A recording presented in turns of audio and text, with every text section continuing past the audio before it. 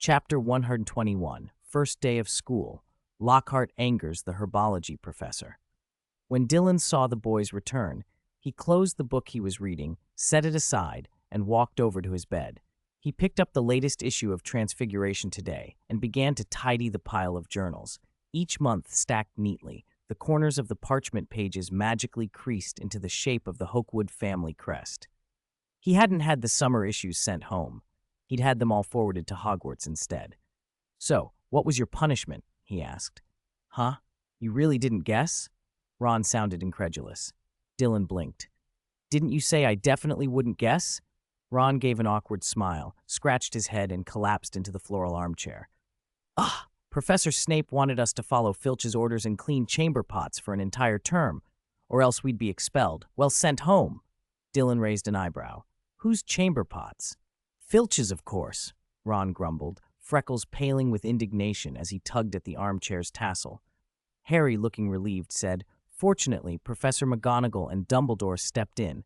I was nearly scared to death by her face at the time," Ron interrupted. Harry nodded and continued. "In the end, it was only detention and staying after class. That's all." "And no points were deducted," Ron added. Dylan watched the two of them and thought they were slowly turning into Weasley twins. So much exaggeration, so little subtlety. "Just detention, then? That's not so bad." His nose twitched as a faint odor drifted at him. He glanced at Ron's pocket. "Look on the bright side." With a flick of his wand, a small toy dung bomb floated out of Ron's pocket and startled him. Dylan tossed it into the wastebasket. The anti-odor runes carved around the rim shimmered and turned the stink into a faint mint scent. "When did you put this in my pocket?" Ron's eyes went wide. Harry blinked. "I kept wondering why there smelled like something the whole way here. I thought it was car exhaust." Dylan wasn't worried about detention. In fact, he thought it might be useful. Detention would let him spend time in the Forbidden Forest without drawing too much attention. As for Harry, Dylan suspected many of his ordeals were tests set by Dumbledore. Saviors needed to be hardened. He wouldn't interfere unnecessarily. He wondered, though, whether Quirrell had told anyone about the attack in the forest. When Dylan had confronted Quirrell, Quirrell had denied being attacked with unforgivable curses. But Quirrell had been attacked by an invisible person while the invisibility cloak had been in use, an obvious loose end. Dylan had considered letting people think the cloak had been borrowed from Harry, but he wasn't sure if that would raise suspicion. Besides, who would believe a little wizard could unleash so many unforgivable curses? Even Dumbledore, at worst, might connect the attack to Carthus, who'd appeared over the summer. Dylan hoped his youth would be enough of a shield. Ron and Harry had had a rough trip to school and needed to rest. They recovered in the dormitory, and soon Seamus and Neville returned as well. Neville cradled a pot of bright flowers, intending to decorate the dormitory, while Seamus trailed a scattering of exploding snap cards that burst into rainbow sparks, startling the portrait of the fat lady on the corridor wall into hiding. "Oh, what are you doing?" Ron jumped to swat at the harmless sparks, relieved to find they were just improved fireworks from Fred and George. They shut the dormitory door, and, after a while of chatter, the boys finally settled down. Dylan turned pages of Transfiguration Today until he grew sleepy and, after a quick self-scourgify, climbed into bed. Morning came with sunlight streaming through the windows. Dylan and Neville went to the Great Hall for breakfast. They had just sat when a large, exhausted owl flew in the door, swooped toward their table, and plunged headfirst into Dylan's bowl of fungus and lotus seed porridge. "Errol, don't do that!" Ron cried, but the old owl landed with a plop right in the middle of the bowl. Soup sloshed and feathers flapped. Dylan reacted in an instant. "Turgo!" A whirl of wind erupted from the tip of his wand, forming a circular barrier around Errol and containing the splashes. With another small wave, the seized porridge spiraled into an empty bowl. "Wingardium Leviosa," Dylan murmured. Errol rose free of the bowl. "Scourgify." A soft glow cleaned porridge from his feathers and smoothed his old, bedraggled plumage. Errol shook himself off, dropped a red envelope into Ron's lap with a loud hoo-hoo, and hooted. Hermione peered over, concerned. "He's getting old, Ron. When are you going to think about letting him go?" Ron ignored her and stared at the red envelope. A howler. I wonder who sent it. He turned pale as he held it. It must be Mum, he whispered, hands trembling. Harry and Neville urged him to open it. Everyone around them plugged their ears. Dylan had preemptively cast a silencing charm on himself. The howler erupted. Bilious Weasley! Molly Weasley's voice, multiplied by the letter, shook the great hall like thunder. The envelope stood upright, its flap opening and closing like a mouth. The wax seal's ribbon flapped like a tongue. How could you? How could you steal that car? You've driven me to distraction.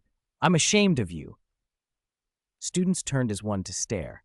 Ron's face flushed crimson. He wished the floor would swallow him. He mumbled into his plate, Mum, I know I was wrong. Do you know what we felt when we got home and found the car missing? Your father and I were mortified last night after that joint letter from Professor McGonagall and Professor Dumbledore, the howler bellowed. I can't believe you. Your father is being investigated by the ministry because of this. Anne, you nearly got Harry and yourself killed. If you keep making mistakes at Hogwarts, you can come straight home. Harry buried his face with a spoon. The howler flicked its ribbon, then turned briefly and said, Oh, Dylan Hokewood, I didn't get to say hello properly at the station. Happy birthday. And Annie, well done on Gryffindor. Your father and I are proud of you. It spit, tore itself into pieces, and collapsed into a slack heap on the table. Dylan just shrugged. Driving a flying car to school is impressive, just dangerous. Molly's worried for her son. Ron looked even more miserable. Dylan waved his wand and cleared the howler scraps into the bin. If your dad's under investigation, I can see why she's upset. All right, class in 10, herbology, Neville said suddenly, excitement brightening his face.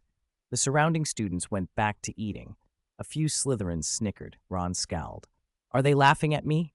He asked. No, maybe they just have a cough, Dylan said dryly. Malfoy's face stiffened. When Dylan met his gaze, Malfoy looked away, scowling under his breath. That blasted Hokewood, he thought. After their run-in in Diagon Alley, his father's been on him. Malfoy stabbed at a lamb chop with unnecessary force. Harry and Ron hurried off to the greenhouses. Dylan finished his breakfast at a leisurely pace and strolled alongside Neville, who was bubbling about his summer.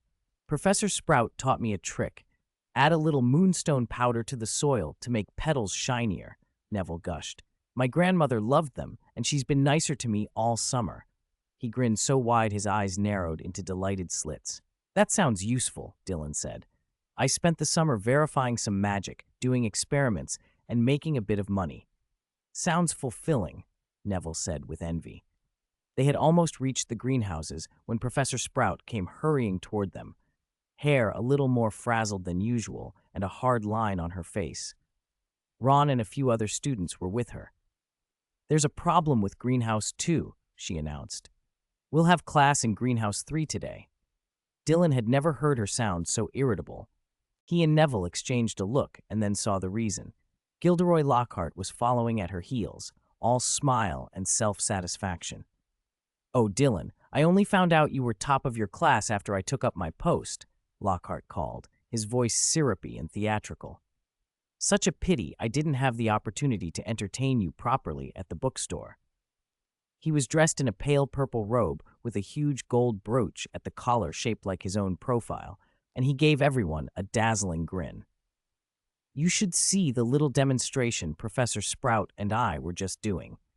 Harry asked about treating injuries after being hit by that horrid homping willow, so I showed Professor Sprout a thing or two. You know, between my travels, I've treated many rare and magical plants. Quite the experience. Lockhart didn't pause for breaths between his gushes. Dylan moved to fall in step with Professor Sprout. Neville hurried after him. This professor is so flamboyant, Neville whispered, clicking his tongue. Some people are just like that, Dylan said, amused. He took Harry away earlier, Neville fretted.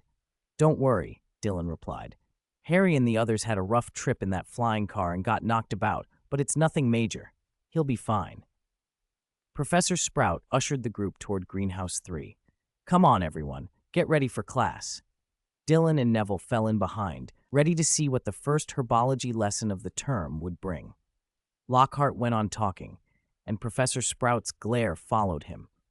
Already you could tell the veteran professor was not impressed. Chapter 122, Cornish Pixies? a great helper for brewing potions. The greenhouse smelled of damp earth and fertilizer. For the first lesson, Professor Sprout only asked everyone to review how to repot mandrakes. Harry returned quickly and rejoined Ron's group. The mandrake roots were as ugly as ever, and their cries were noisy, but thanks to last term's practice, everyone handled them smoothly. Last year's assessment had been done in groups of 4. This time, Professor Sprout required pairs, and by the end of term, they would have to be able to repot mandrakes on their own. Be careful, Professor Sprout reminded them. Even though these mandrakes haven't matured, their cries won't be fatal, but they will make you faint. I don't want anyone missing the first day of school. Dylan wore earmuffs. His leather gloves still caught the morning dew. He was paired with Neville and barely had to move as Neville deftly transplanted a mandrake from one pot to another. When Neville finished, Dylan took his turn. The seedling struggled and screamed, but Dylan held it firmly, even snipping off a few tendrils. The cry grew hoarse and louder, nearly piercing the sound-insulating cotton of his earmuffs. Professor Sprout watched the struggle, and when she saw Dylan holding the writhing root without flinching, she nodded in approval. It seems your technique hasn't rusted over the summer. Practical classes went by quickly. After class, Dylan removed his earmuffs and tapped his wand. Scourgify. The spell cleaned the dirt from him, Neville, Harry, and the others. Ron trailed behind them, looking shell-shocked. Oh, Merlin, I think it still takes 4 people to subdue this dreadful thing. Harry, who had been paired with Ron and had his own share of surprises, nodded. I bet for the end-of-year exam, Professor Sprout will make us repot mandrakes by ourselves. I'm really worried I won't be able to hold on to one. Ron wailed. He turned to Neville. Last term, you repotted one of these on your own, right? How did you do it? Slowly, Neville said. Like stroking a Mimbolus Mimbletonia. If you pull it straight out, it screams loud. If you ease it out, its struggles weaken. The group kept walking, heading straight from the greenhouse to Transfiguration. Dylan and the others strode through the castle corridors to Professor McGonagall's classroom. Her lessons mixed theory and practice. The first half explained key points in the Transfiguration process. The second half put them into effect. McGonagall asked the students to turn a frog into a gem. Dylan barely bothered with a clear incantation. A flash of emerald light crystallized the green frog by the ink bottle. Its slimy skin resolved into facets that flashed rainbow light. McGonagall surveyed the class and smiled. Mr. Hokewood did that quickly and accurately, 10 points to Gryffindor. Bored, Dylan kept experimenting with the gem before him, trying to make a living, self-moving crystal frog indistinguishable from a normal one. The other students lowered their heads to their own work. Then, suddenly, a bang echoed through the room. Dylan reflexively cast a scouring charm toward Seamus, but Seamus stood blinking, his frog still croaking. The commotion, as it turned out, had come from Ron. He was covered in ash, clutching his wand wrapped in tape. A thin wisp of smoke still rose from its tip. Ron's wand had broken, one reason for his misery the day before. The frog that should have become a sapphire croaked wildly with a charred crown on its head. Dylan sent a quick scourgify at Ron and went back to his crystal frog. The problem of turning an inanimate crystal into a living creature touched on old lore recorded in the Book of Abraham the Jew. As Dylan concentrated, the translucent frog trembled, its hind legs twitching and its agate-inlaid eyes turning. No, not enough intensity yet, he muttered. Professor McGonagall had noticed and came to stand beside him. The scent of mint and cedar followed her robes as she watched. Try the active transfiguration I mentioned, she suggested. Dylan obeyed, and soon a lively, jumping crystal frog sat before him. McGonagall smiled and tapped the scoring hourglass. Golden red chips tinkled into the Gryffindor column. After class ended, Dylan, Neville, and Harry went to the Great Hall. From a distance, Dylan saw a small boy with a camera and waved to Harry. Then he and Neville sat at another table. Harry went to join Ron and the others, who were crowded around Ron's broken wand, whispering. Neville pulled out his timetable before eating. Dylan, we have Defense Against the Dark Arts this afternoon. That Professor Lockhart, he gives me the creeps. I can't like him. He is odd, Dylan agreed. He ate slowly. He didn't plan to learn much practical defense from Lockhart, but Lockhart's memory charm skills were reputedly excellent. If Dylan could get Lockhart to teach him that, it would be useful. After the meal, Dylan pulled out Transfiguration today and reviewed what he had missed over the holidays. He needed to catch up. In the afternoon, Dylan didn't sit in the very front or the very back, but took a middle seat. Neville sat to his right. No matter where Dylan sat, Neville decided to copy him. Last year, Dylan's choice of seats had seemed prescient when Professor Quirrell had been dismissed for a grave mistake. Today, the bell rang, and Gilderoy Lockhart swept into the classroom. "Please place all the books we'll be studying on your desks," he said, and beamed as the students' desks filled with copies of his own covers.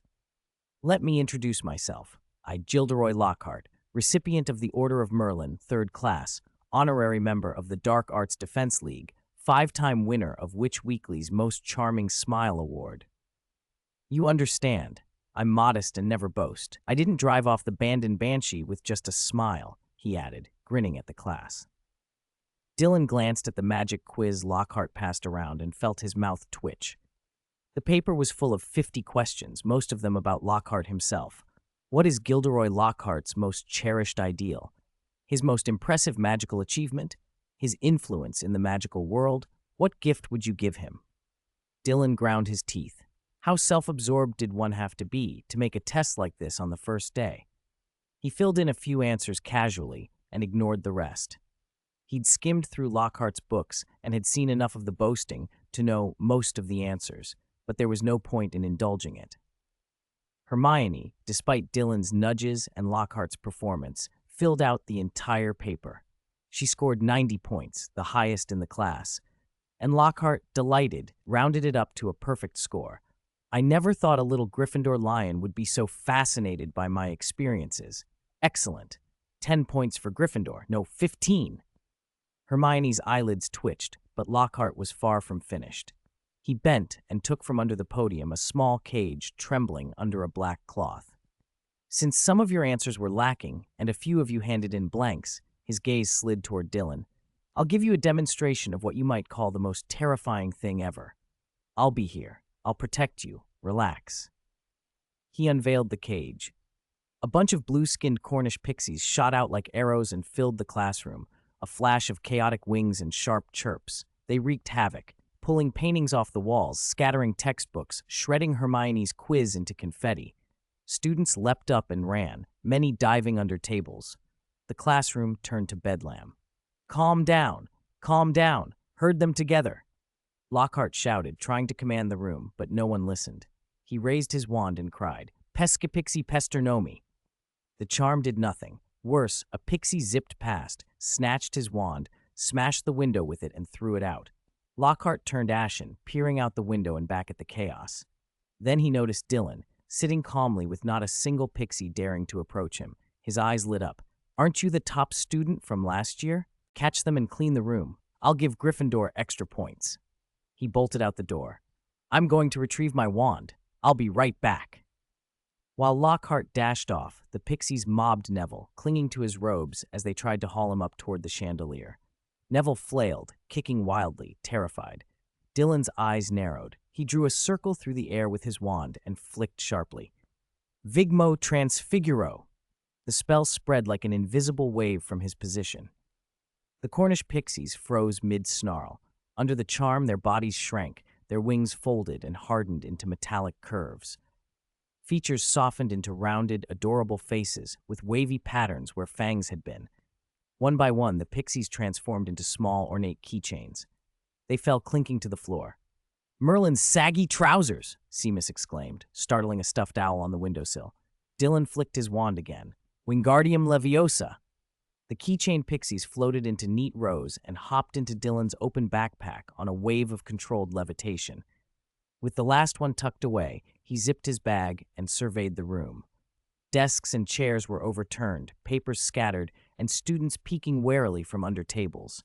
"Reparo," he said, followed by a tidying charm. The overturned furniture righted itself with dull thumps. Books floated up and stacked neatly. The paintings settled back into place, and the people in the frames peered cautiously from their edges.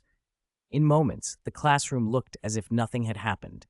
The students stared, wide-eyed and stunned. "I've taken the troublemakers away," Dylan said. They won't cause any more trouble." Relief spread through the room, and many classmates looked at Dylan with a mixture of envy and admiration. He sheathed his wand and patted the keychains in his backpack. He would find time to put them into his suitcase. He'd paid 10,000 galleons to activate the suitcase's spatial panel and add an item tag so it could be stored in his inventory. The suitcase's interior was vast. The tag had removed the normal restrictions. He regretted only that Cornish pixies didn't reproduce like cockroaches. Their numbers were large because they were hard to catch, not because they bred quickly. That was partly why they were mainly found in Cornwall. He thought about something else then. Could the genes of these magical creatures be manipulated? Dylan wondered if genetic modification might be possible, and if so, what that could mean for potion making and his own research. Chapter 123, Manipulating Genes. I feel like I'm rushing headlong into a very dangerous direction. Dylan clicked his tongue. At his current level, it was impossible to attempt anything like that. So I still need to work harder and learn more. He hadn't even finished reading everything in the Hogwarts library. Even with all the max-level spells at his command, a spell is a spell, and knowledge is knowledge. They complemented each other, but they were not the same. Mastering a max-level spell granted enormous offensive and control power and helped him understand the essence and flow of magic. That gave him insight, skill not only to wield magic, but to tinker with spells or invent new ones. But other fields of study had their own value. As Dylan absorbed new knowledge, he could ask whether his spells might develop additional properties or be combined into something different. Max level didn't mean omnipotent. It simply meant getting the most out of a spell while using the least magic. Without broader learning, his options would remain blunt, powerful, but inflexible. Before experimentation came theoretical groundwork. Lockhart hadn't returned to class all day. The students sat reading or chatting until the bell, and then dispersed. The story of the missing celebrity in a classroom full of Cornish pixies had spread quickly. Gilderoy Lockhart's reputation fell overnight. Still, for every voice decrying him, there were those who defended him. Lockhart's fans argued it was all a test to teach the importance of defense against the dark arts. How could a famed adventurer be bested by a handful of pixies? That incident involved Dylan directly. When Lockhart fled in a panic, Dylan had stepped in and handled the mess. His performance, coming after his accomplishments last year, made him shine even more. Dylan felt nothing for the applause. He simply wanted answers and more knowledge. Since the start of term, he had resumed his old routine, drifting from one professor's office to another, filling gaps in his understanding. He had accumulated questions over the summer on top of continuing his experiments, and every night found him dragging some professor into a late-night Q&A. On Friday, as dusk painted the castle corridors, Dylan walked into the great hall beside Professor Flitwick, chattering all the way. He peppered the little charms master with questions about magical theory. Flitwick, who was small to begin with, now seemed shorter than Dylan. Last semester, he could meet Dylan eye to eye.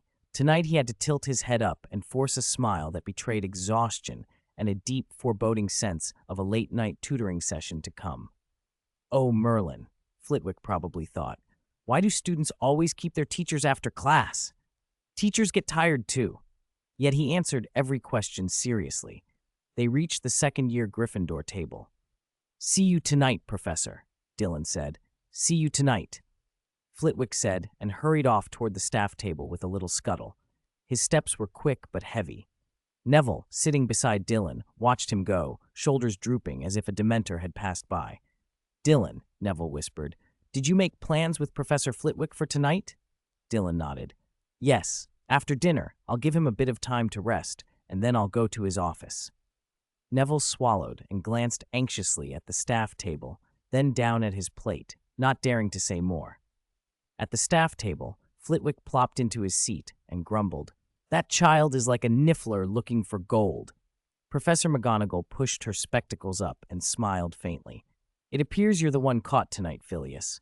Flitwick managed a wry smile, helpless but a little proud. "Perhaps you could teach him some spell work as well. Your research is rather impressive, Minerva." McGonagall shook her head. "I only had him until 10 o'clock last night. He's never kept me that late before. We were nearly past curfew. Flitwick's expression grew more distressed. 10 o'clock? Good Merlin. Magic wouldn't run away. In a full day of teaching, he hadn't said as much as he did when Dylan was in front of him. Alas, his thirst for knowledge is relentless. He's so bright, I can't refuse him. McGonagall sipped her tea and smiled. He is clever. Even Severus is willing to take time each week to guide him. Professor Snape raised an eyebrow and in his usual clipped tone said, "Drinking strong tea at night. Remarkable." McGonagall's smile deepened. Snape always had a sarcastic remark ready. He clearly found the whole affair irritating as well. So long as he doesn't waste hours on pretentious divination making an already clear mind muddled, perhaps he will learn something useful with me. Snape, who had been quietly eating, nodded once, though Professor Trelawney was not present, and an air of general disregard hung around divination. Sometimes divination can be useful, McGonagall added. Dylan does show a certain aptitude. The professor's gaze drifted to the Gryffindor table. Dylan felt the attention and looked up. The staff quickly averted their eyes. McGonagall cleared her throat and took another sip of tea. Flitwick picked at a roll. Snape straightened as if tidying his plate, though it was already empty. Neville hissed, "You saw them looking, didn't you? Why did you have to look up like that? You surprised me." Dylan blinked. "Were the professors looking at me?" Neville nodded and made a face. He tried to hide the fact he'd been the one to nudge Dylan by pretending he'd simply been reminding him. He had that awkward feeling of whispering to a friend and then having the friend loudly repeat it. He breathed a sigh of relief when it seemed no one had noticed. The table conversation bunched into talk of Lockhart. Seamus ranted to Dean about the Defense Against the Dark Arts fiasco. "Unbelievable. It's been a week, and are those people's heads full of dung? Or did a troll smash their brains in?" Dean scoffed. "Lockhart's name is big, but he's worse than Quirrell." Seamus froze when Dean started mimicking Lockhart's self-promotion. "Where did you learn that?" "I hear Dylan sometimes tell off a few Slytherins," Dean said, grinning. "That's all Dylan." Cold sweat beaded on Seamus's forehead. He glanced at Dylan, who was quietly sipping soup, and quickly turned away, trying to smooth things over. Dean continued, louder now, parodying Lockhart's voice. "Oh, did you see my award? Yes, I won an award, but I never boast about such things." The crowd laughed. Dean's exaggerated imitation had everyone who had witnessed the ridiculous scene in class cracking up. Some Lockhart fans bristled. You don't know. His awards are all real. His books tell real adventures. Stories can be fabricated," Dean shot back. "His books gloss over the real knowledge. It's all shine, no substance." "Don't be rude," someone protested. "He fought a werewolf. He tamed monsters." Another boasted, "Last year a merperson asked me for an autograph." Dean's imitation made Ginny giggle. Dylan listened. He'd read several of Lockhart's books. A few parts were entertaining, but overall they were more flashy than informative, closer to Muggle fantasy than rigorous magical study. That said, Lockhart sometimes hinted at interesting ideas that Dylan could expand on if he thought them through. He was more interested in identifying what notions were worth pursuing than in winning an argument with a pack of students. After dinner, Dean was still in the common room squabbling with Lockhart's fans. Seamus and Neville tried to break the argument up. Ron and Harry were still in detention. Dylan had no patience for the bickering. He had a date with Flitwick's office. He knocked on the door. No answer. He knocked again. Still nothing. On the third, more vigorous knock, the door creaked open, and a tiny slice of moonlight fell through, catching the glassy eye of a doll on a shelf. Through the crack, Dylan could see Flitwick's troubled brow. "Are you trying to break my door?" came the little professor's helpless voice. Dylan withdrew his hand and smiled. "Not at all. I was just worried something might have happened to you, Professor." "You might as well have broken it," Flitwick said, but when he saw Dylan was perfectly calm, he relented. All right, come in. What do you want to ask tonight?" Dylan brought out a thick magic notebook, pulled over a chair, and sat down. "Professor, I have questions about the energy fusion of compound spells." Flitwick brightened when he was in his element. Leaning back on his chair, he used a wrinkled finger to draw a spiral in the air. "The energy vortex of a compound spell, first, you must account for the effect of lunar phases on elemental affinity. Once the conversation dove into the technical, Flitwick's fatigue seemed to ease. These were questions he could answer, the sort that sent him into that cheerful, absorbed mode. A few parts required thought, but he enjoyed the challenge. Dylan's quill scratched across the page as ideas and formulas flowed into his notebook. Thoughts sparked between them, an inspiration here, an insight there, until the hours slipped by. Nearly 10 o'clock, and the candlelight in Flitwick's office guttered. The back and forth dwindled. Dylan finally set down his quill. Though his eyes still shone with curiosity, he said politely, "Professor, it's getting late. Perhaps we should stop for tonight." Flitwick blinked. Then a visible rush of relief washed over him. He straightened his slight stoop, adjusted his glasses, and laughed. Good, we'll stop here." His laughter startled the bowtruckle dozing atop the compendium of spells. Its scaly tail swept across the shelf and sent Lockhart's autographed photograph tumbling to the floor. Flitwick sighed with a mixture of amusement and amazement at the boy's stamina. "Goodness, you're still standing so straight, young people." Dylan gathered his notebooks and bowed. "Thank you, Professor. See you next week. Good night." Flitwick's smile softened into pride. "Good night. Your dedication is admirable." Dylan smiled faintly and stepped out into the empty corridor. Moonlight poured through the windows, laying pale pools across the stone floor. He walked quickly, thinking. "The basic problems are mostly solved," he mused. "I should consider taking that narcissist's autograph down to the restricted section." He quickened his pace. Dark arts, enticing, alluring knowledge was calling, and Dylan was already planning his next foray. Morning light, like honey, poured through the diamond-shaped panes of the Gryffindor Tower, and golden dust fluttered off Dylan's eyelashes as he opened his eyes. It was the weekend, perfect for resting. He'd slept well, and after a moment to clear his head, felt awake and in excellent spirits. Today's going to be a productive day, he thought. He pushed back the goose-down quilt embroidered with a lion crest. The brass rings on the canopy scraped the curtains with a clear chime. Scourgify! A silver-white vortex burst from his wand tip, smoothing the bedding and, incidentally, dusting the surface of the sneakoscope on Harry's bedside table. The little device spun, reflecting Ron's drooling face back at him. After tidying his bed, Dylan cast Scourgify on himself. Harry and Ron were still sound asleep, so Dylan casually pulled down a book signed by Lockhart from the shelf, Traveling with Ghouls, its gilded title dazzling in the morning sun. He tore out the signature page and drew a circle with his wand over the printed text in the center. Morphometab. The printed words twisted and shifted until they floated to the very top of the page. Sectum Sempra. Dylan swished his wand, and the top of the paper, along with the printed line, split cleanly away. He lowered his wand and wrote the application for the restricted section by hand, deliberately doing it without magic. He could have reshaped the printed signature magically, but anything delivered wholly made by magic could be detected. Better to risk a hand-drawn forgery than leave obvious traces.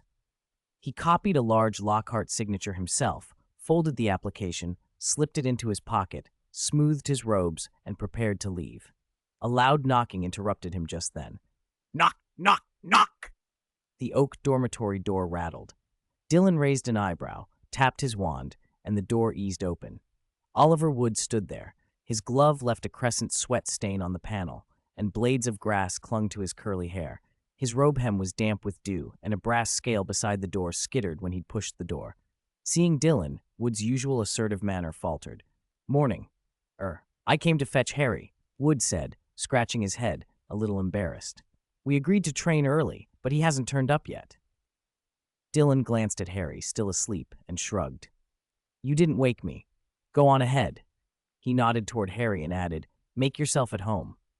Then, after a quick breakfast, he was off to the library. Madame Pince's Hogwarts library smelled of old parchment and faint, floral magic. The hourglass strung from an oak beam had just dropped its 100th crystal grain of sand. The library was hushed. A few students read at scattered tables, the only sound the occasional rustle of turning pages. Madame Pince had just finished dusting Origins of Medieval Demons with her amethyst-studded feather duster and returned to her desk.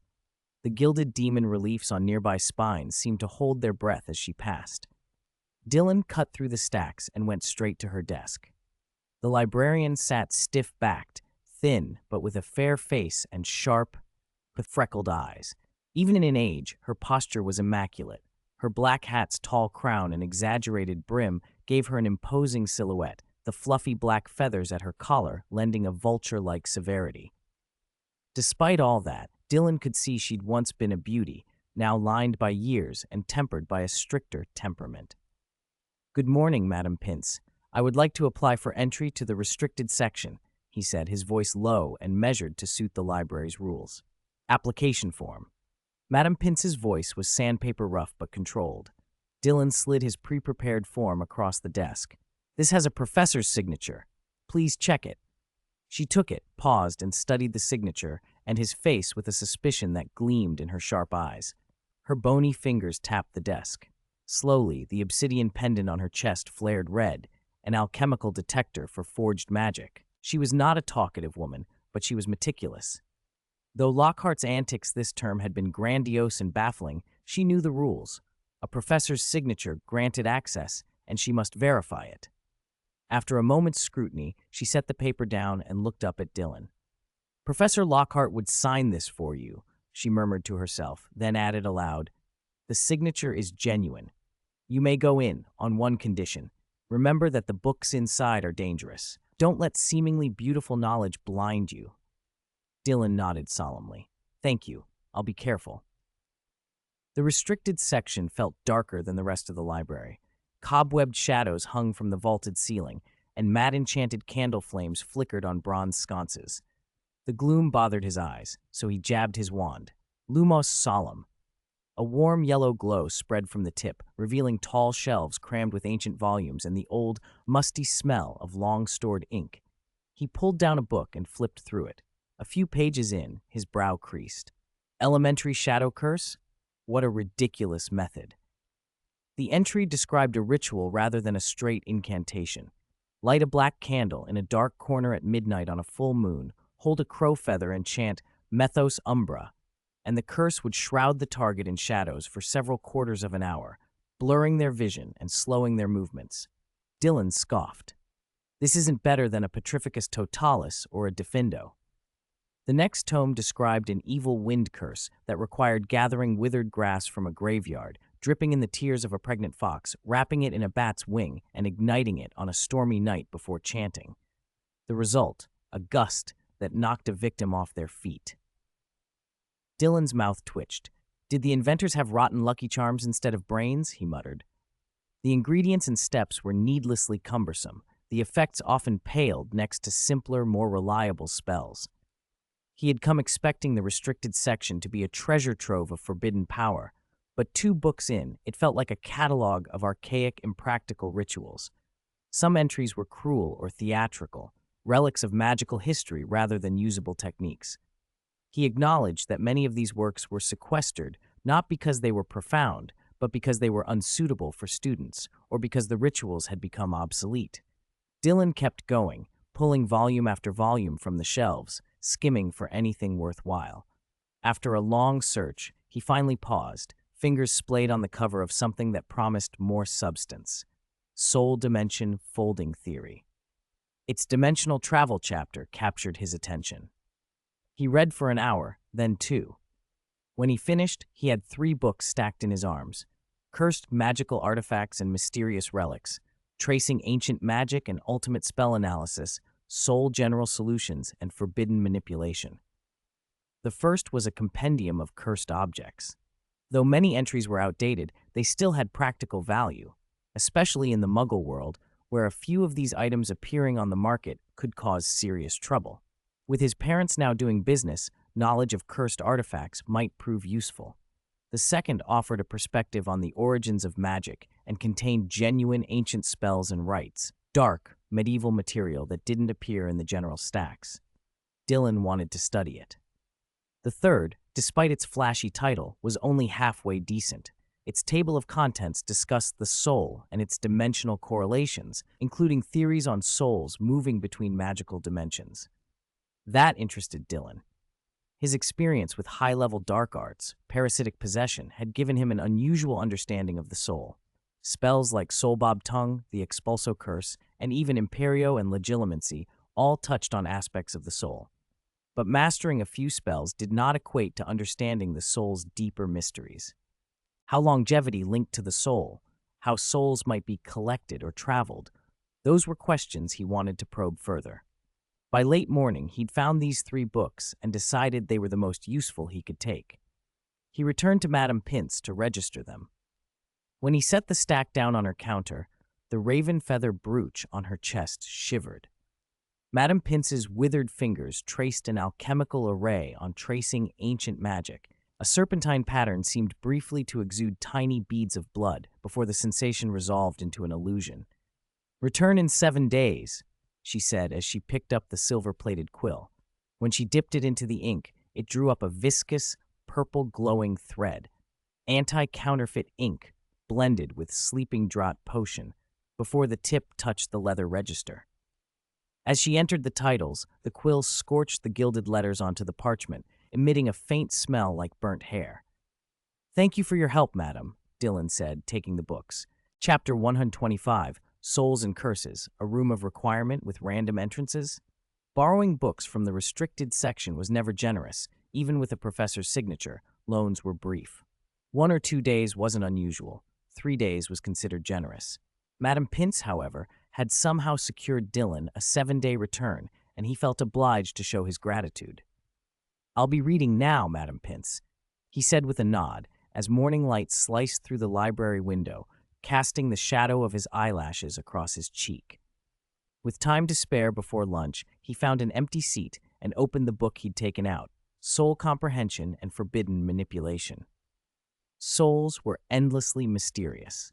Avada Kedavra looked like a straightforward killing spell, but killing meant severing the soul. Dylan, who possessed a max-level killing curse, understood its mechanism. The curse severs the link between body and soul sharply and completely. The soul departs. If it cannot remain in some other form, the body dies instantly. Yet the wizarding world was not purely mechanical. Emotion had power. Killing intent, goodwill, sacrifice, love, emotions could manifest as tangible force. In that sense, a Dementor, feeding on happiness, could be seen as a monster formed from despair. That was why Lily's sacrifice and Harry's willingness to die could protect those they loved. Death was a veil, love an unexpected doorway in a burning hand. Magic drew its deepest strength from the mind. Ridiculous relied on imagination and humor. Expecto Patronum on happiness. Divination required a wobbly emotional openness. Hermione had no aptitude for it because, brilliant though she was too rigid to surrender to suggestion. Even the Unforgivable Curses worked the same way. To unleash their true force, a caster had to bring up real emotion.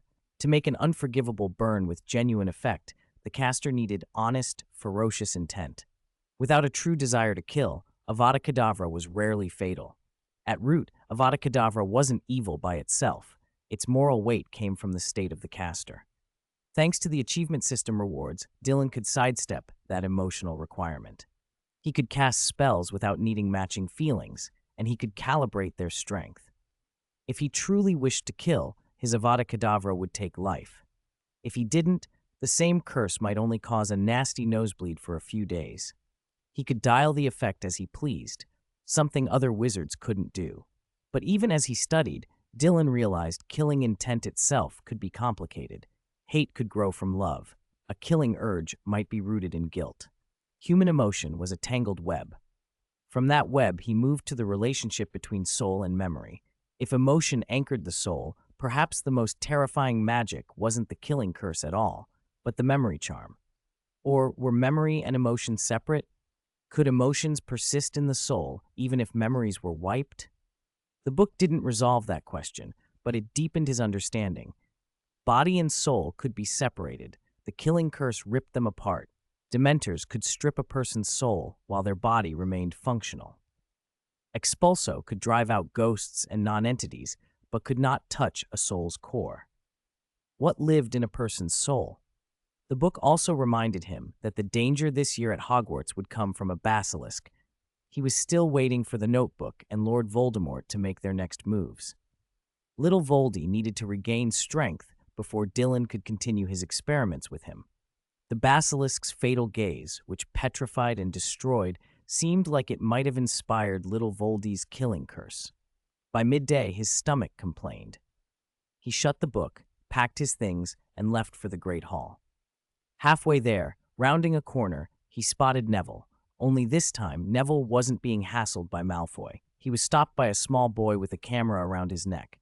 As Dylan approached, he heard them talking about Harry. The smaller boy was apparently looking for him. Dylan glanced at the photo in the boy's hand. It was of Harry's back, running in a hurry. Harry was dragged off to practice early this morning, Dylan told him. He's probably still on the Quidditch pitch. Neville, seeing Dylan, smiled and nodded. Given Wood's style, they're probably still training. Oh, wow, Quidditch! Potter is so cool, the boy breathed. If you go now, you might even catch Wood's new two-person upside-down tactic, Dylan added. The boy, Colin, by the look, grinned like a loon, thanked them, and barreled out of the Great Hall toward the pitch. Neville looked puzzled. Has he eaten yet? Who knows? Dylan shrugged. Let's eat. I'm starving. Neville shuffled to keep pace. Harry said this kid gives him headaches. Was it a bad idea to tell him where Harry is? Dylan waved that off. It's fine. The shouts of slander and the cheers of praise both walk with you. Let Harry get used to it. He's got worse ahead. Neville blinked. Dylan, you talk like you've read a whole pile of books. When have I ever said anything nasty? Dylan said, giving him a sideways glance. I'm always kind and honest. Every word is straight from the heart. You really just say the mean thoughts out loud? If that's how you want to put it, sure. They laughed and ate. After Harry and the others came bustling in, Dylan finished more slowly, opting not to leave with Neville. He planned to steal a quiet rest before Snape's private lesson that afternoon. If only I could rest and study at the same time, he thought. At that thought, the oil painting on the corridor wall, the one that had always shown an ancient, enchanted forest, seemed to come alive. The fir tree's textures shimmered with emerald light, mist swirling and billowing. The stone wall around the painting began to flex and warp until a doorway opened where none had been before. Dylan blinked. This was the 6th floor. Wasn't the room of requirement supposed to appear opposite the tapestry of Barnabas the Barmy being clubbed by trolls on the 8th floor? He glanced up and down the empty corridor, and after a pause, stepped through. The entrance side shut behind him. A warm yellow glow spilled from a crystal orb suspended in midair. The carpet underfoot was thick and plush. Cushions piled high on an enormous leather reclining chair looked impossibly inviting. Above the chair, an ornate brass frame floated, angled so a book could sit before the eyes of someone lying back. Lavender and paper mingled in the air, and a soft hush settled over Dylan. He felt a calm breeze through his thoughts and relaxed. He shrugged off his shoes and let his toes sink into the carpet. The chair cradled him, molding itself to his shape until it felt as if it had been made for his body alone. He lay back, and the brass frame seemed to respond to him. It opened 2 slender mechanical clamps shaped like raven beaks. They hovered, then gently gripped the corner of the page in the book he'd brought and turned it the instant he wanted to see the next line. This is a bit much, Dylan muttered, grinning, but I'll take it. He read the 3 restricted books he'd brought, luxuriating in the comfort. He regretted never having explored the room of requirement in his first year. Back then, he'd been running between professors' offices and hunting herbs in the forbidden forest. He'd had no time. Even now, he knew he couldn't linger. Snape would be merciless if he arrived late.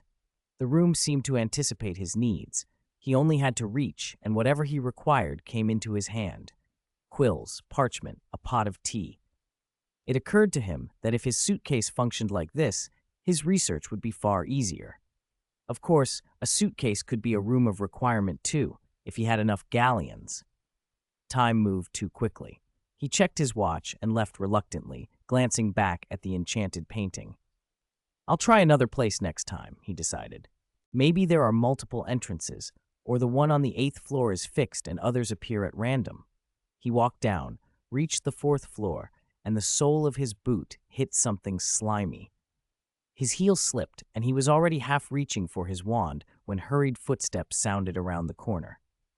Harry was dragging Ron, both coming from the direction of Professor Flitwick's office.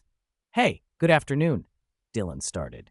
Before he could finish, Ron's face went a sickly green-blue, and he doubled over with a hideous convulsion. His Adam's apple bobbed violently, and he spat something out, a rubbery, palm-sized thing, pale and iridescent and still wriggling, slapped onto the stone floor with a wet sound. Mucus-stringed and translucent, it shimmered under the torchlight as slimy secretions trembled along its skin. The sour, fishy stench hit Dylan, and he involuntarily drew his hand back. Ron bent forward again, about to heave once more, and groaning, reached a hand out toward Dylan. "Again?" he managed, as if this were the worst, most inevitable routine. Chapter 126. "Oh my God, I'm not going to make Professor Snape poor, am I?" Ron retched, spitting a sticky strand of mucus into the bucket. The fishy smell of stomach acid nearly choked him. Dylan Hawkwood stepped back, covering his mouth and nose, and flicked his wand. Ventus! A swirl of air rose and carried away the sour stench that had filled the corridor. "What are you two doing?" Dylan blinked, then remembered. After the start of second year, Ron had come to blows with Malfoy and his friends. When Ron tried to curse them, his broken wand backfired, and the curse hit him instead. Dylan knew about it, but he wasn't the boys' chaperone. He couldn't follow them everywhere. Still, he had warned Ron at the start of term not to pick fights with Slytherins. Everyone was a classmate, and curses were never worth it. Obviously, Ron hadn't listened. If he wouldn't heed advice, he must accept the consequences. But after Hermione and Harry explained what had happened, Dylan had hesitated, then asked, "Are you all right? Still feeling sick?" Ron froze, a pained expression replaced by confusion. "Can't you tell I'm miserable?" Before he could answer, his stomach lurched and he doubled over. Harry, finally reacting, thrust a large bucket into Ron's hands. "Here." Ron vomited again. A huge fat slug slid into the bucket. Hermione frowned. "Didn't it ease up a bit before? Why is he throwing up again?" Harry kept holding the bucket out.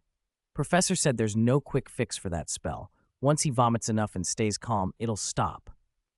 "Ron, calm down. You'll be fine soon," Hermione said, blinking at him. Ron was pale. "Dylan, can you do anything?" Dylan clicked his tongue. "You two just came from Flitwick's office, didn't you? If he couldn't fix it, then neither can I." The slug vomiting charm acts like the bat bogey hex in Intent. One forces shiny slugs out of a victim. The other turns someone's boogers into bats that fly out their nose. With the slug vomiting charm, slugs appear inside the victim as soon as the curse takes hold. They can't simply vanish, only be vomited. The bat bogey hex forcibly transforms substances in the nasal cavity into bats, so boogers are just the most convenient material. Dylan explained that spell backfires are unpredictable and often resist normal counter curses. A finite incantatum sometimes helps, but a conjured slug once formed can't be made to disappear by a simple counter, only expelled. Dylan thought a moment and said, "I'll try forcing the rest out. If you vomit everything up, you'll be fine." "Flitwick already used finite incantatum on him, right?" Harry asked. Ron closed his eyes and nodded, looking resigned, then tried to play up bravery. "Right, end this quickly," Dylan tutted. "Then hold the bucket properly and don't close your eyes this time. You might miss."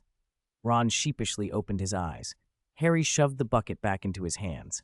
Dylan raised his wand. A Messisurge! A strange blue light shot from the tip and struck Ron. He convulsed. The urge to vomit hit him like a wave. He clutched the bucket and lowered his head. "Wah!" Slugs gushed out of his mouth, plopping into the pail like dumplings. The sounds of wet impacts and Ron's heaving filled the corridor until finally only bitter stomach acid remained. Ron's fingers slipped from the rim and his legs gave out. He collapsed against the wall, utterly drained, breathing shallowly with vacant eyes. "Anapneo," Dylan intoned, then "Renervate." He handed Ron 2 potions. "Drink. One's a blood-replenishing potion. The other is a ginger, mint, and pepper juice. It'll calm your stomach." At those names, Ron hesitated. He knew how awful ginger, mint, and pepper tasted. But it would stop the nausea, so he downed both anyway, grimacing through each swallow. When he finished, his expression had contorted, but he was visibly better, enough to grumble. "That blasted Malfoy! Calling Hermione a mudblood! How cruel!" Harry sighed. "You couldn't help yourself." Dylan shook his head. "Your wand's broken. Even basic spells misfire. Curses are off the table. Be careful, get angry, and you might only make things worse." Ron pouted. "But I can't just stand there while they bully my friends." Hermione looked touched. Dylan nodded slowly, then cursed them back. Ron froze, then scratched the back of his head awkwardly. I tried. Slytherins are always so venomous with their words. I couldn't get a word in. Dylan checked his watch. I've got to run. Snape's class next. Ron flinched. Dylan smiled faintly. One more thing. Don't fly off the handle. When you lose your temper, you show your true abilities, and sometimes they're not what you think. Ron clutched his chest. The comment made him feel small and nauseous again. Harry helped him to his feet, supporting him as Dylan said, "Learn from Dean and Seamus. See how they argue. Control, not rage." They said their goodbyes. Dylan hurried to Snape's office. He arrived early, grateful. He rapped on the dark wood. "Enter," came the cold, familiar voice. The door opened. The scent of dried herbs drifted out. Professor Snape stood picking from a shelf of potion bottles back to the door. When he heard Dylan, he turned. Candlelight threw his shadow across the wall of specimens. His black eyes were cold as ever. "You're punctual, though not like other Gryffindors. But you do prefer other professors' classes. They say you turn up half an hour early." Dylan forced a smile and explained what had held him up. Ron injured by his own spell, that he'd treated him, and apologized for the slight delay. Snape sat, watching him with a mild, dismissive look. "Injured by his own spell? That fits my impression of those reckless Gryffindors." Dylan kept silent. It was humiliating, but true. Messing up your own wand was foolish. The office was dim, lit by wall sconces that threw pale light across dark mahogany shelves filled with odd jars, basilisk shed skin, doxy venom glands. Dylan's eyes lingered on the jars. He'd always fancied raising doxies, but they were dangerous and nearly extinct. Their venom and blood made them valuable. Snape had already set out Dylan's cauldron, a potion spoon, a mortar, and even the herbs. Dylan smiled in appreciation and set to work. He placed hellebore in the mortar and began to grind, mindful of Snape's exacting standards. "Lighter pressure. Don't waste the essence. Keep the powder fine." "Raise your wrist 2 inches, Snape said, the sound smooth and cutting like a bat's wing on stone. His wand tip peeked from his sleeve and hovered over Dylan's mortar. Dylan complied, finishing the 7th clockwise grind. The moonstone pestle flashed with emerald light, an indicator the hellebore's top-grade essence had been activated. Snape's class demanded total concentration. Dylan knew if he slipped even for a moment, every subtle step Snape required would be off. He brewed carefully until the cauldron's liquid gave a faint glow. Snape reached for a long silver spoon shaped like a snake and stirred. The emerald in the handle shone faintly, detecting trace impurities. "Marginally acceptable," Snape said, his lashes throwing shadows down his hollow cheeks, making him look even sterner. "Pack them up. I have no use for inferior potions." Even as he spoke, a flicker of satisfaction crossed his face. Dylan, used to Snape's temperament, understood he meant it as a backhanded compliment. He filled his bottles, pleased to have procured more of Snape's scarce ingredients. Every visit Dylan made, he could rely on Snape's stores. Some components were expensive or hard to find. Snape's voice cut in. "From now on, come only once every 2 to 3 weeks. There's no need for weekly visits." Dylan froze, mid-motion. Was Snape dismissing him? Had he taken too much advantage of Snape's supplies and impoverished him? Panic flitted across his face. "Professor, I can bring my own ingredients, some of them." Snape's expression darkened. "What are you thinking? Do you suppose I'm cutting you off because I'm short on money?" Dylan stammered. "No, of course not. I just thought, so you wouldn't have to always supply everything." Snape sniffed. "I've told you to come less because I've already taught you what I can last year." He folded his arms. "Tell me, what is the fundamental key to a potion's success? Don't say it's memorizing the recipe." Dylan answered quickly. "Technique. Precise operational technique ensures a potion's efficacy." "At least you remember something," Snape said, and though his voice was dry, there was a trace of approval. He returned to his chair. "Continue." Dylan rambled on about technique, the fine control over quantities, the casual-looking scoops and placements that make a difference, the absolute necessity of mastering heat, when to apply high temperature, when to keep it low, how a minute early or late can spoil a brew. He talked about practice and repetition, and about how technique develops over long experience, not by repeating the same simple tasks weekly. Snape's icy gaze softened minutely. He recognized his own lessons in Dylan's words. I don't have endless low-grade ingredients for you to experiment with, Snape said. That's why I want you less often, so you'll do fewer but more advanced brews under my supervision. Do you still want to master everything I know? Remember, you are Dylan Hawkwood, not me. You must become your own person. Hearing Snape's unexpected counsel, Dylan understood the intention behind it and nodded, more determined than before. I understand. Snape regarded him for a moment, then said, Since you understand, prepare for an assessment. Okay, huh? What? What assessment? Dylan began to say yes without thinking, then stopped, staring at Snape in bewilderment. Humph. The blue stone walls of Severus Snape's office smelled faintly of wormwood and wolfsbane. The black-robed professor's eyes landed on Dylan, a barely perceptible curl at the edge of his mouth. I've wasted a lot of time on you. I must see results. If not, I may as well snap your wand and bury it under the humping willow. Dylan blinked, long used to Snape's cutting tone, and picked the important bits out of the scolding. You mean a test? Like when you checked my legitimacy last time. Silence! Snape's voice dropped like a snapping wire. Dylan fell quiet, his lashes fluttered. After a long moment, Snape continued, his voice even colder. This dueling assessment will not be just me. Professor McGonagall and Professor Flitwick will take part as well. I want to know what skills you have truly mastered. Dylan raised an eyebrow. Professor, I haven't lived that long. If it were only you, I'd be in trouble. Adding Professors McGonagall and Flitwick, you're not exactly leaving me a way out. Silence. Snape frowned, then, against his will, let a small, almost imperceptible smile touch his lips. Those two have nearly gone mad with you. Not everyone is as patient as I am. Dylan forced a polite smile. He'd heard the same complaint before. His extra potions tutoring had already been shifted around because Snape deemed it a poor use of his time. You're absolutely right, he said lightly. Enough chatter. I'll teach you other things in the coming lessons. Now go. Snape waved him out. The door clicked shut behind him. Dylan rubbed his nose, then headed upstairs. A dueling assessment, huh? He first went to the second floor and knocked on McGonagall's door, but there was no answer. Perhaps she'd gone to dinner, he thought, and decided to try Professor Flitwick on the fourth floor. Flitwick was in. He was standing amid a pile of books and magical trinkets, and his smile froze briefly when he saw Dylan. There wasn't a tutoring session scheduled, was there? Flitwick asked, then, seeing Dylan's face, his relief was audible. You've just come from Severus's, haven't you? Yes, Professor. Flitwick wiped imaginary sweat from his brow and ushered Dylan in. Come, sit down. Severus didn't explain it properly. I expect how. This morning, Headmaster Dumbledore discussed several matters with us.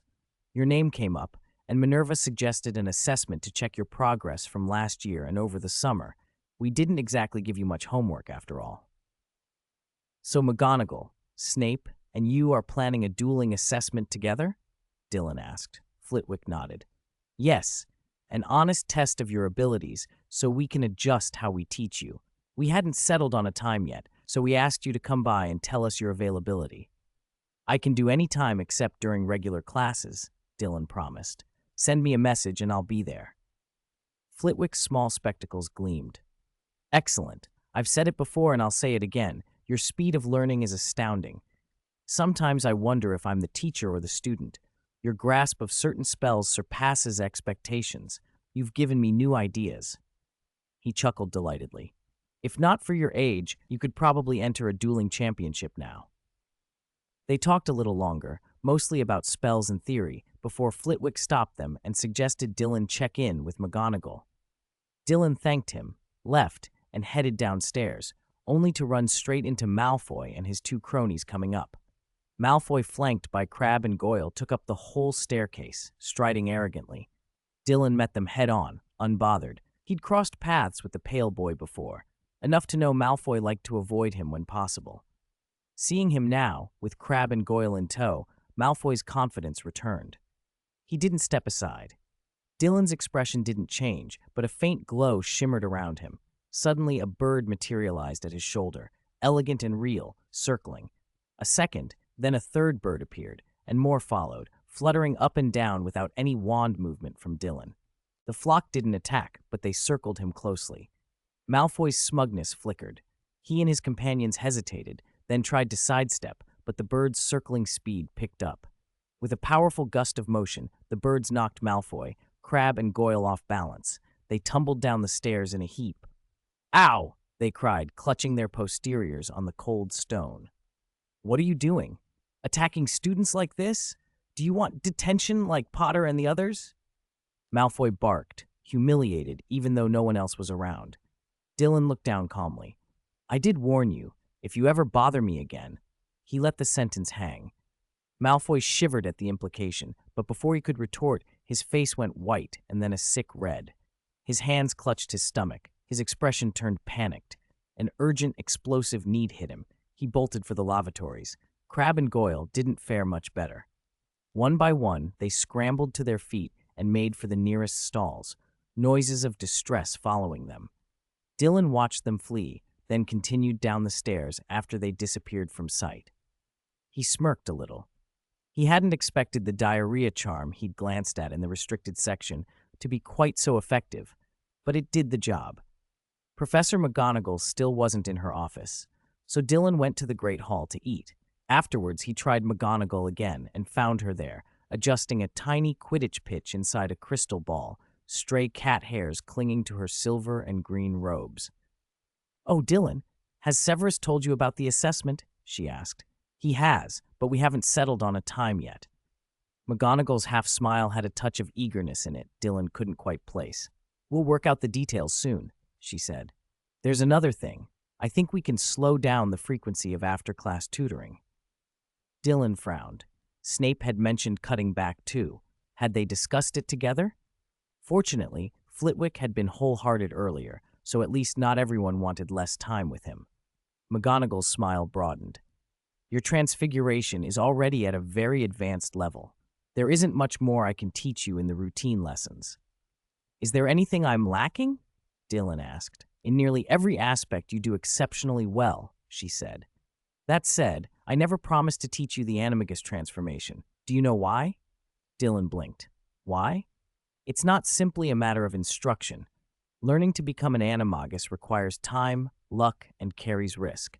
The process can be long and dangerous. For the actual hazards involved during training, I trust you entirely, but it's not something I would suggest lightly." She watched him carefully, thinking of how steady and cautious he had been on a broom, and regretting that he had declined her offers to try out for the Quidditch team. Meanwhile, down in the second-floor lavatory, Malfoy had no choice but to stay put. He'd staggered into a stall, brass fittings clanging, his face alternately pale and flushed as he suffered through the after-effects. The commotion woke moaning Myrtle, and Peeves soon made things worse. "Fresh Malfoy special! Anyone want a sniff? 3 nuts a sniff." Peeves crowed, dangling upside down and flicking a soiled duster against the stall doors. He hurled a few dung bombs into the air. They exploded, mixing foul-smelling miasma with the odors already filling the room. Hufflepuffs walking by choked and backed away, desperately muttering cleaning charms, while a couple of younger students peered in from outside and were driven back by the stinging green haze. Filch arrived, sniffed, and his gaunt face went an even sicker shade of green. "Did you lot fall into a dung heap?" he croaked. In the stall, Malfoy was mortified, white with shame. He only hoped to finish quickly and flee. Myrtle's translucent face poked up from a toilet bowl, spectacles fogged with water. "Poor thing, you look so uncomfortable. Need me to flush for you?" she cooed mockingly. "Get out! Get out of here!" Malfoy howled, but his plea was cut off by another round of humiliating noises from the stall. Poof, poof, poof, until the lavatory echoed with the miserable sounds and Peeves's triumphant cackle. Dylan had no idea how badly Draco was doing. He certainly hadn't expected the curse recorded in that forbidden book to be so powerful and long-lasting. After a short discussion with Professor McGonagall, they agreed to cut back his after-class tutoring sessions a little. McGonagall brightened as soon as that was settled. "I'll discuss an assessment plan with Severus and the others as soon as possible," she said. "Thank you," Dylan replied. He left her office and walked down the corridor. A few Hufflepuffs and Ravenclaws hurried past, holding their noses, almost running away. A group of Slytherins argued with someone, their faces ashen. Then a loud, sing-song voice filled the air. "Fresh and hot, Slytherin special." Peeves was perched on the banister, grinning and adding a new verse to the school song, Malfoy's lavatory Malfoy, the spray warriors in residence. Give us back the loo. Dylan had to smile. Filch's hoarse voice came from the direction of the lavatory. Dylan rolled his eyes. He'd already been in and out. He'd just been talking to McGonagall. He ducked toward the Gryffindor common room, mentally reassessing the forbidden book. Maybe some spells were not as mundane as they first appeared. In the dormitory, Ron lay slumped on the bed, hair limp and defeated. Harry sat beside him, staring at the floor with a worried look. "What's wrong with you two?" Dylan asked. Ron groaned. "We're going to be in detention. First day back and detention already. Last term it was only Malfoy, now it's us as well. It's humiliating." "Detention's something you get used to," Dylan said, shrugging. "Could be worse." "How could it be worse?" Ron huffed. "But Hagrid said he'd be with us." Harry blinked. "Hagrid asked me to tell you he wants you to visit when you have time. He's got something to talk to you about. He misses you." Dylan understood. Hagrid meant Norberta. He nodded. "I'll go when I can. I've been busy lately, but I will." "I'll tell him," Harry said. The two went down to supper. Dylan had already eaten. He summoned Coalball and began to sort his notes and weigh the dual assessment in his head. Should he show everything he knew or hold something back? Even if he showed it, it would be ordinary magic. Dark arts were out of the question. What if a dark arts spell ended up injuring a professor? At about 7 o'clock, he still hadn't seen Neville or Seamus. He received a note from Professor McGonagall. "We've finalized the assessment over dinner. Meet in the Great Hall at 10 o'clock. 10 o'clock? Past curfew." Dylan grinned. If Filch had already finished with that restroom, tonight's patrol might be light. He packed up, put Coalball back into its pet space, then melted into shadow and slipped through the castle wall. No one stopped him. The Great Hall was transformed when he slipped inside. The enchanted ceiling showed the midnight sky. The long house tables had been pushed away and the center cleared into a raised platform like a boxing ring. Stone statues stood around like sentinels, each holding some weapon. On the platform stood Professors McGonagall, Flitwick, and Snape. They looked up as he peered through the half-open side door. "You're just in time," McGonagall said, waving him over. "I've just finished animating the Stone Guardians." Dylan blinked. "You mean the duel assessment is going to be the three of you against me, plus those statues?" McGonagall laughed and straightened her robes. "No, the assessments will be one-on-one. It would be improper for three professors to gang up on a single student, but if you'd prefer a different format—" "No, whatever you arranged is fine, Professor," Dylan said quickly. Snape's voice cut in, edged with impatience. Flitwick bustled over to a small lounge tent off to one side, where 3 chairs and a table of refreshments had been set up. He picked up a petite cake with a delighted flourish. Snape settled himself into a chair with a glass of wine and watched the platform with faint amusement. "Since Dylan is my pupil, I'll begin," McGonagall said. Flitwick and Snape agreed at once. McGonagall took up her wand. Dylan climbed the steps to the platform, wand at the ready. As soon as McGonagall lifted her wand, a wave of heat rolled toward him. Dylan held his ground and shouted, "Hydra emerge!" A 9-headed water serpent formed from the steam and crashed toward the fiery lion McGonagall had manifested. Their collision hissed and steamed, and Snape chuckled from the lounge. "Can lions summon snakes now?" "Magic is inventive," Flitwick replied with a smile. Dylan pushed the water back, shaping it with a second spell. "Thalassarath!" Most of his water dispersed, but the rest condensed into powerful breakers that lashed at McGonagall with a razor-bright spray. She watched him for a moment, and then with a flash transformed into a tabby cat and darted along the platform's edge, dodging the tide. She sprang back to human form and flicked her wand. "Pier totem locomotor." The stone guardian statues groaned as they came to life. With a thunderous rumble, they leapt onto the platform and rushed toward Dylan, shielding McGonagall behind a phalanx of animated knights. "You didn't need to use your whole arsenal so soon, Professor," Dylan said, sidestepping.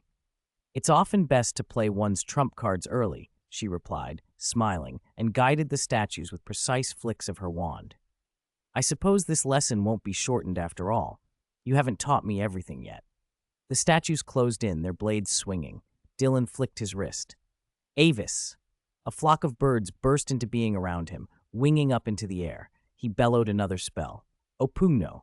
The birds dove, beaks and talons tearing at stone.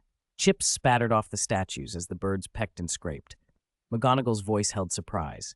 Your summoning is beautifully integrated with transfiguration, even their claws and beaks. Remarkable. That's because you taught me well, Professor, Dylan said, ducking as a stone steed's hooves thundered past. McGonagall's hand traced another arc. A column of flame burst up and coalesced into a lion, larger and fiercer than the first, each of its manes a tongue of fire. It leapt into the flock. The birds screamed as the flames seared them. The flock broke apart and thinned. Dylan had already slipped around behind her and thrust his wand forward. Bat Bogey Hex! The spell shot out. McGonagall shrank into a cat just in time and bounced aside, then straightened with a displeased twitch. A Bat Bogey Hex? Really, Dylan? Duel means using every advantage you can, he said calmly. Well said. She raised her wand. The fiery lion's glare made the great hall glow. Light and heat pressed at him. Dylan's expression hardened. Incendio, he cried. A ball of flame flared at his wand tip and pushed the nearest statues back. He recovered quickly, shaping the heat further. Flamilionis. The flames twisted under his control into a second fiery lion. It leapt and met McGonagall's beast midair. The two creatures clashed, snapping and roaring, sparks and heat radiating from their collision. For a long moment they battled, and then, with a thunderous flare, the entwined lions exploded into light and smoke. When the brightness faded, only scorched air and a residue of steam remained. Dylan lowered his wand, breath even, eyes bright with new understanding. He had thrown everything into his transfiguration and met McGonagall stroke for stroke. Even if his spellwork had been near its peak, the difference between them had been real. Her depth of mastery left him humbled. Professor, he said, stepping forward and bowing deeply and sincerely. Chapter 129, Dumbledore, watching the show, joins the magic fray. I didn't expect that after this real duel, your abilities would have improved so much compared to the little test I set you last time. Professor McGonagall smiled at Dylan, surprise in her eyes. Especially the change in your magic. It's enormous. If your power was once a pond, it's a lake now. I've only seen 2 or 3 young wizards with talent like yours. As she finished, Professor Snape, sitting below the raised platform, shifted his gaze. Dylan pursed his lips and smiled. You flatter me. I just grew a lot taller this summer. Maybe that's why. McGonagall regarded Dylan, who had shot up nearly a head in height since she had last seen him, and a few fine lines appeared at the corners of her eyes. Every time I watch a young wizard grow, it moves me. It's the greatest reward of teaching. Indeed, seeing a student transform is the sweetest harvest of our work. A slightly wheezy voice interrupted. Everyone turned to the side door as the brass knob turned, and Albus Dumbledore slipped through the crack, dressed in a pale gray cotton nightgown embroidered with stars. Its lantern sleeves swung gently, silver lace trimmed the cuffs, a dark gray sash was tied at his waist, and he wore soft black slippers. His pointed hat sat loosely on his head, a few silver strands escaping the brim. His eyes were warm and deep as he looked around. Dueling so late, aren't you afraid of being seen by the other students? Headmaster Dumbledore, what brings you here? Dylan blinked. I had a feeling something might happen tonight. A portrait told me several stone statues were missing, so I followed the trail and found myself here. Dumbledore chuckled and cast his gaze over the ruined platform. The aftermath of battle was obvious. Almost none of the guardian statues remained whole. Broken rocks lay scattered. The floor was stained with water and scorched black. Dumbledore walked over slowly and clapped his hands twice in the air. At once, the rubble trembled. Guided by an unseen force, the shards rose, tracing arcs and converging beneath the platform. Each fragment seemed to find its counterpart, slotting precisely into place.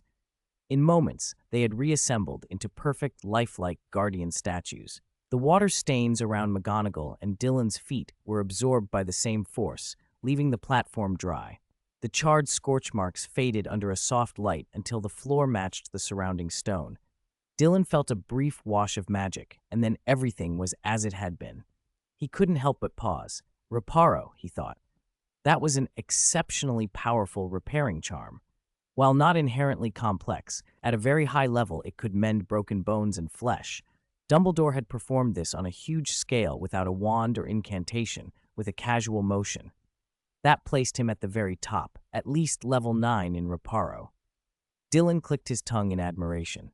Dumbledore was Dumbledore. If even a simple Reparo was mastered to that degree, what must his other spells be like? If Voldemort's skill set, aside from the dark arts, hovered around levels 6 to 8, then Dumbledore's must be uniformly at the highest ranks. Dylan felt a pang of regret. If only he'd been given Dumbledore's skill set to study instead of Voldemort's last time. Setting aside the dark arts, Dumbledore's repertoire must be far broader and deeper. Still, Dylan had taken what he needed from Voldemort's set and left the rest. Too many choices can be a curse. Had Dumbledore's entire library been available to him, he might have been overwhelmed by indecision. He imagined the headmaster's private research, advanced dueling techniques kept from the public, collected over decades of facing powerful opponents. The thought was tantalizing. With the Guardian statues restored, McGonagall stood beside Dylan, a touch of embarrassment clouding her expression. She cleared her throat. "Headmaster, I shouldn't have used that spell so casually." The Stone Sentinel enchantment, meant to protect the school, was strictly for times of crisis. Albus had told her that when she'd taken over Transfiguration from him, yet she had secretly used it as a ruse to test students. Caught by Dumbledore, she felt sheepish. Dumbledore seemed to see through her instantly, but showed no reproach. He laughed softly and winked at her. "It's nothing to worry about. Between you and me, I've often found excuses to tinker with that spell myself." He looked then at Snape and Flitwick, who had risen from their seats. "What stage are you at now? I hope I haven't arrived too late." Professor Flitwick shook his head. "Not yet." "Good." Dumbledore breathed a small sigh of relief. "May I observe?" he asked. "Hogwarts hasn't had anything this entertaining in some time." Dylan blinked. "Didn't something happen at the end of last term?" Then readily agreed. "Of course. I was actually wondering if the three of you would invite you to this assessment." McGonagall froze. Flitwick and Snape looked uncomfortable. Flitwick recovered quickly with a laugh. "This dual assessment for Dylan was improvised today. The decision was rushed and the timing poor. That's why we didn't invite you, Headmaster." He conjured a new lounge chair and a small table piled with fruit and wine. Dumbledore smiled and settled in. McGonagall descended the platform while Dumbledore asked Dylan, "Have your stamina and mental energy recovered?" Dylan took a steadying breath and nodded. Flitwick bounded up onto the platform, ready to duel. Snape looked poised to be the grand finale. "Ready?" Flitwick asked. "Ready," Dylan replied. Expulso! Flitwick did not waste time. A sulfur-colored blast burst from his wand and split into 3 comet-like energy projectiles. Dylan drew a perfect semicircle in the air and intoned, "Protego totalum." A pale gold protective barrier sprang up, but the explosion struck with a deafening boom. Spiderweb-like cracks spread across the shield. McGonagall, seated below, gripped an almond biscuit tightly. Snape's lips curled briefly in a sneer, only to be drowned by the next assault. Flitwick flicked his wand again, summoning silver-blue arcs. Ventus! The 12 chandeliers overhead swung wildly as a hurricane buffeted the platform. Dylan swayed in the blast. His pupils narrowed. The wand in his hand spun rapidly, leaving after images. "Glacius Tria," he called. 3 ice walls erupted, forming a triangular barricade. The outer layer shattered to diamond dust under the wind's fury. "A fine variation on the freezing charm," Flitwick called out approvingly, and then unleashed more spells in quick succession. His assault was relentless, leaving Dylan mostly on the defensive. He'd grown faster and more daring than usual. Perhaps he hadn't had such an outlet in a while. Dylan could only deflect and shield. He suddenly pushed back. "Repello!" The tide turned as Flitwick's attacks were repelled at once. Dylan sketched more circles and conjured a body shield.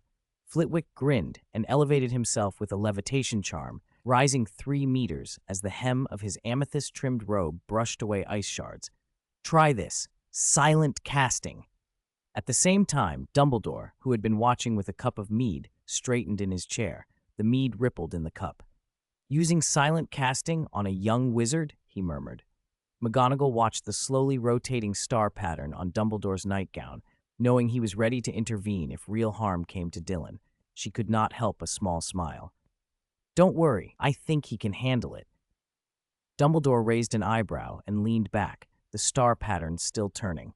On the platform, 12 invisible blades sliced through the air, ignoring the shield and snapping toward Dylan. He reacted on instinct, leaning back, shifting his shield, and avoided most of them, but 3 blades sliced at his left shoulder. He winced and called, "A pisky!" The bleeding stopped as the tear in his robe sealed. Dylan felt danger closing in again and raised his wand. Revelio obscurum. 12 transparent, gleaming blade wheels shimmered into view. Dylan's smile widened at the sight. Now it's my turn. His wand thrummed. Serpens invoco. Under his spell, the blade wheels twisted into 12 king cobras, fangs bared and hissing. They turned toward Flitwick. Dylan immediately added a levitation charm, sending the venomous snakes straight for the floating professor. A gasp rippled through the onlookers. "Severus, did he learn that from you?" Snape scowled. "I never taught him transfiguration." "And stop shouting." Flitwick laughed, dispelled the levitation, and as he began to fall, he flicked his wand and cried out, "Avis pugno!" Ravens poured from his sleeves like a black storm, scattering the snakes. Feathers and scales met in a violent mid-air collision, falling across the moonstone tiles. Flitwick spun in the air, robes fluttering like a hummingbird. "Do you remember the counterspell I taught you? The last test question. Fiendfire!" Dumbledore's phoenix ring flared golden. McGonagall's hand slid to her wand. Snape reclined, watchful. Flitwick's wand erupted with terrifying fiendfire that roared across the platform, coalescing into a giant fiery eagle. Its body burned with destructive flames, a wave of heat rolling out to the benches. Dylan looked at the small fiendfire eagle and thought, not unkindly, that even Flitwick's fiendfire didn't match Quirrell's. He pointed his wand. "Glacius maxima. Aqua eructo." A torrent of ice and water slammed into the fiery eagle. Steam and mist billowed, nearly blanketing the dome. Dylan swept his wand and delivered the counterspell against fiendfire. The flaming eagle wavered, hissed, and then collapsed into nothing. When the steam cleared, the platform had become a surreal landscape. On one side, an ice garden of crystal roses, on the other, blackened, smoldering vines. Dylan added another containment charm to prevent any resurgence.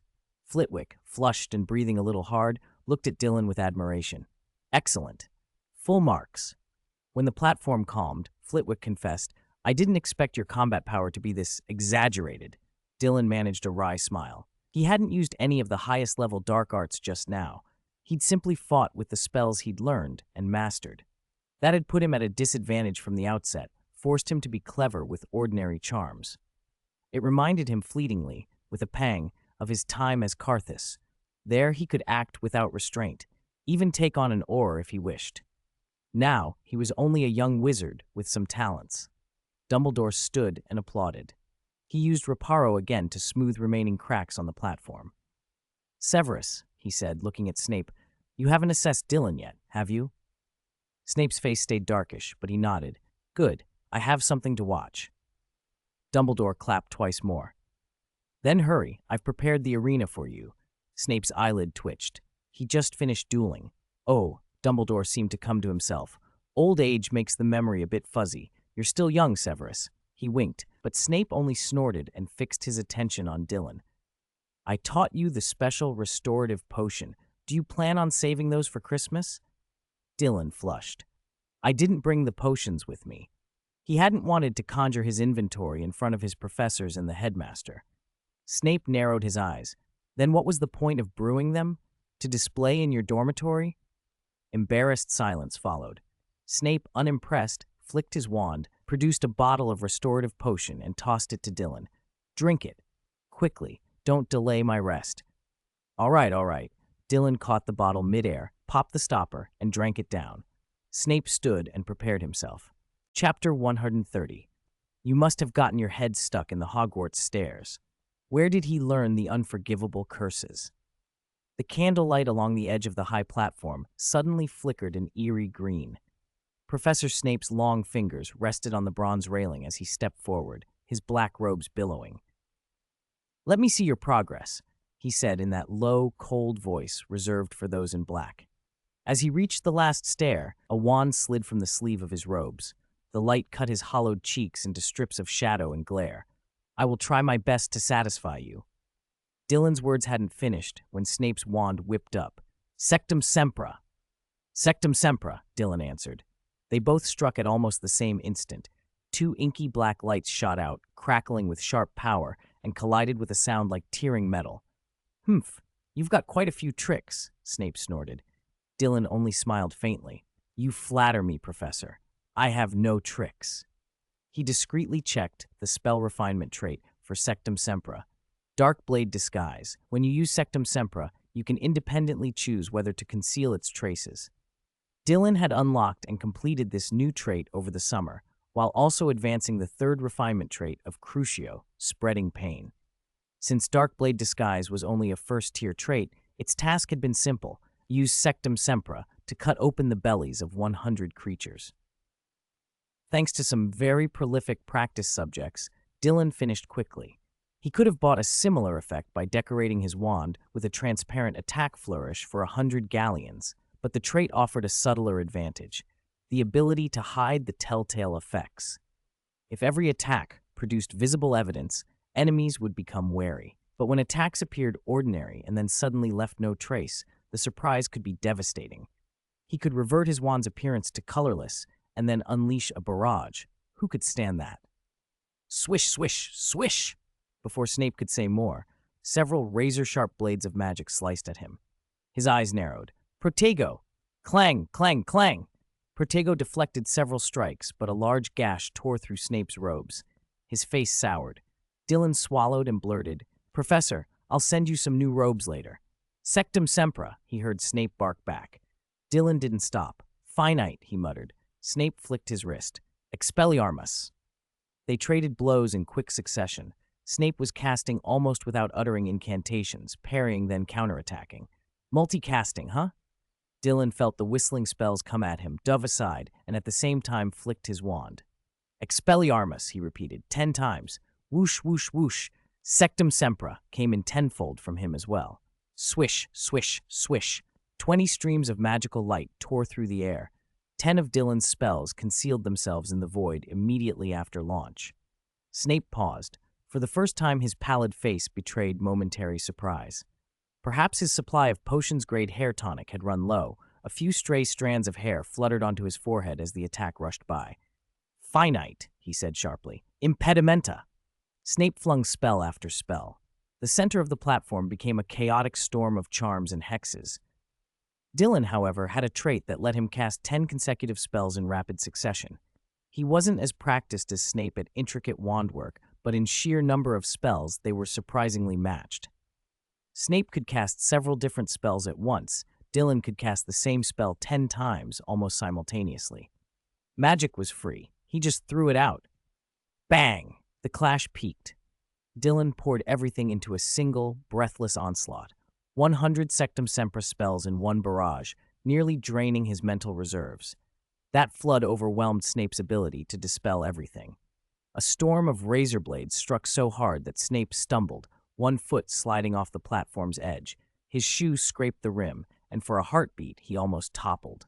He stabilized himself with a quick flourish of his wand. Dylan lowered his wand, panting. Neither moved. The silence was broken by Snape's icy voice. Are you insane? Do you want to die? Dylan's head throbbed. He could barely speak and only stared at Snape. Professor McGonagall hurried over, frowning. That was an assessment, a private one. You didn't need to drain your magic completely. You could have harmed yourself. Snape produced a bottle of restorative potion. With a gentle wave, the bottle floated to Dylan, removed its cork, and tipped so the potion poured into Dylan's mouth. The restorative kicked in, and his nearly depleted mental power surged back. He sighed and shook his head weakly. It still hurts a bit. McGonagall's concern deepened. Again, this was only meant as an assessment. Your magic must be precise and measured. Reckless use can cause lasting damage. Thanks to the benefits from several achievement rewards, Dylan's energy and magic recovered rapidly. Smiling, he told the professors, "Don't worry, Professor, I know my limits." "Your limits are like a snail's trail, thin and pathetic," Snape replied coldly. Dylan scratched his head awkwardly. He couldn't explain his achievement bonuses, so he changed tack. "Professor, it looks like I won in the end," Snape snorted, still wearing that expression of distaste. "Yes, if you count almost killing yourself as a win, you did catch me off guard." Dylan grinned foolishly. Snape looked ready to smack him, then seemed to rein himself in. If luck hadn't been with you, your uncontrolled magic would have backfired and you'd be unconscious. Next time, no one will save a fool like you. Even in scolding, Snape rarely spoke so much. McGonagall blinked. Dylan kept silent. He had to accept Snape's admonition. After a pause, Snape's tone softened, barely, and through clenched teeth he added, "But you did beat me. For this duel assessment, you performed well." At that moment, Dumbledore's voice came from the stairwell. "Continuously casting spells like that is very dangerous. Every spell must be precise, otherwise things go wrong." Dumbledore stepped onto the platform with Professor Flitwick at his side. "You're bold," he said, looking at Dylan. "How did you cast so many spells in succession?" "That's a rapid-fire technique I researched," Dylan answered. "A small trick. I tried teaching it to Harry and the others, but they couldn't do it." At the name Harry, Snape's face darkened again. He shot Dylan a cold glance and laughed shortly. "You'd teach your trick to those blockheads? Carve the method onto their foreheads and they still wouldn't learn." Dylan forced an awkward smile, unable to retort. Dumbledore didn't press further. Instead, he asked, "Are you feeling all right now?" "I'm fine, thank you," Dylan said. He had mostly recovered, thanks again to those rewards. Snape examined him. "Your study of Sectum Sempra has clearly advanced." During the duel, they'd probed each other with legilimency and sustained occlumency, which was why Dylan had ended up nearly drained. Snape could have exploited that to duck into Dylan's mind, but he hadn't. Dumbledore, standing nearby, paused and then praised Dylan. "Your mastery and study of spells is truly impressive. You show remarkable insight and adaptability." McGonagall nodded. "Dylan always has novel ideas. Some dangerous, yes, but they let him explore overlooked areas." "You flatter me," Dylan said, mouth twitching. "I enjoyed the duel. If I were entered in a dueling contest now, I'd win the championship." Flitwick brightened, excited and a little wistful. "They won't let underage wizards compete. If you broke a record, it would be embarrassing for those who try to stop you." Flitwick glanced at Snape as he spoke. McGonagall added, "Your performance today was excellent. I might not need to give you after-class tutoring anymore." "I still need some tutoring, Professor," Dylan interjected quickly. Dumbledore chuckled, eyes amused. "I haven't seen such a harmonious scene in a long time. To guide a young wizard into becoming upright and talented is touching. If you wish, you may come to me for extra lessons," he added, surprising the others. The three professors and Dylan paused in surprise. "Wouldn't that trouble you?" Dylan asked. "Oh no," Dumbledore said with a twinkle. "I'm an idle old man. I read a few, shall we say, more mature journals now and then. Dylan, do you read anything?" McGonagall looked helpless. Dylan blinked. "Yes, Transfiguration today. Professor McGonagall subscribed for me for a year. Next year I'll subscribe myself." McGonagall's expression melted. "Next year, on your birthday, I will." Dylan grinned and interrupted. "Just kidding, Professor. I've already reserved a copy at the bookstore. This year, I've got a gift for you." McGonagall's eyes brightened. Flitwick cleared his throat, recovering his composure. "McGonagall, our birthdays aren't far apart, are they?" He was talking to McGonagall, but his eyes kept flicking to Dylan. "And you, Professor Flitwick," Dylan said, smiling. "I won't forget your birthday either." Snape, having already gotten gifts and far past his birthday, snorted coldly and said nothing. Dumbledore's smile lingered. "I'm delighted to see you all getting along. But it's late. Both teachers and students need sleep." They all nodded, and after brief farewells, the professors let Dylan leave first. He didn't know whether Dumbledore wanted to speak with them longer or needed them to restore the Great Hall. 4 hours had passed in a blink. It was almost 2 in the morning. Had Dylan not used a few wariness-vanished charms on himself and not been driven by the duel's intensity, he would have collapsed. After he left, Dumbledore turned to the other professors. "What do you make of this boy?" Snape was blunt. "You asked yesterday morning. Clearly, he could not possibly have mastered the Unforgivable Curses." Dumbledore nodded thoughtfully. "But Quirrell told us he was ambushed in the Forbidden Forest by someone who could continuously cast spells." "You mean continuously casting Unforgivable Curses?" Snape replied. "Others said it was 50. Even 10 in succession would be far harder than what he did with Sectum Sempra. You must understand how difficult the Unforgivables are." Snape glared at Dumbledore. I truly suspect you've had your head stuck in the moving staircases, Albus. Dumbledore laughed softly. We're discussing possibilities, and the child is clever, isn't he? Where would he have learned the unforgivable curses? Snape asked bluntly. The question stumped Dumbledore for a moment. It's unlikely he learned them here, Dumbledore admitted. We kept you and your pupil here only because of your suspicion, Snape went on.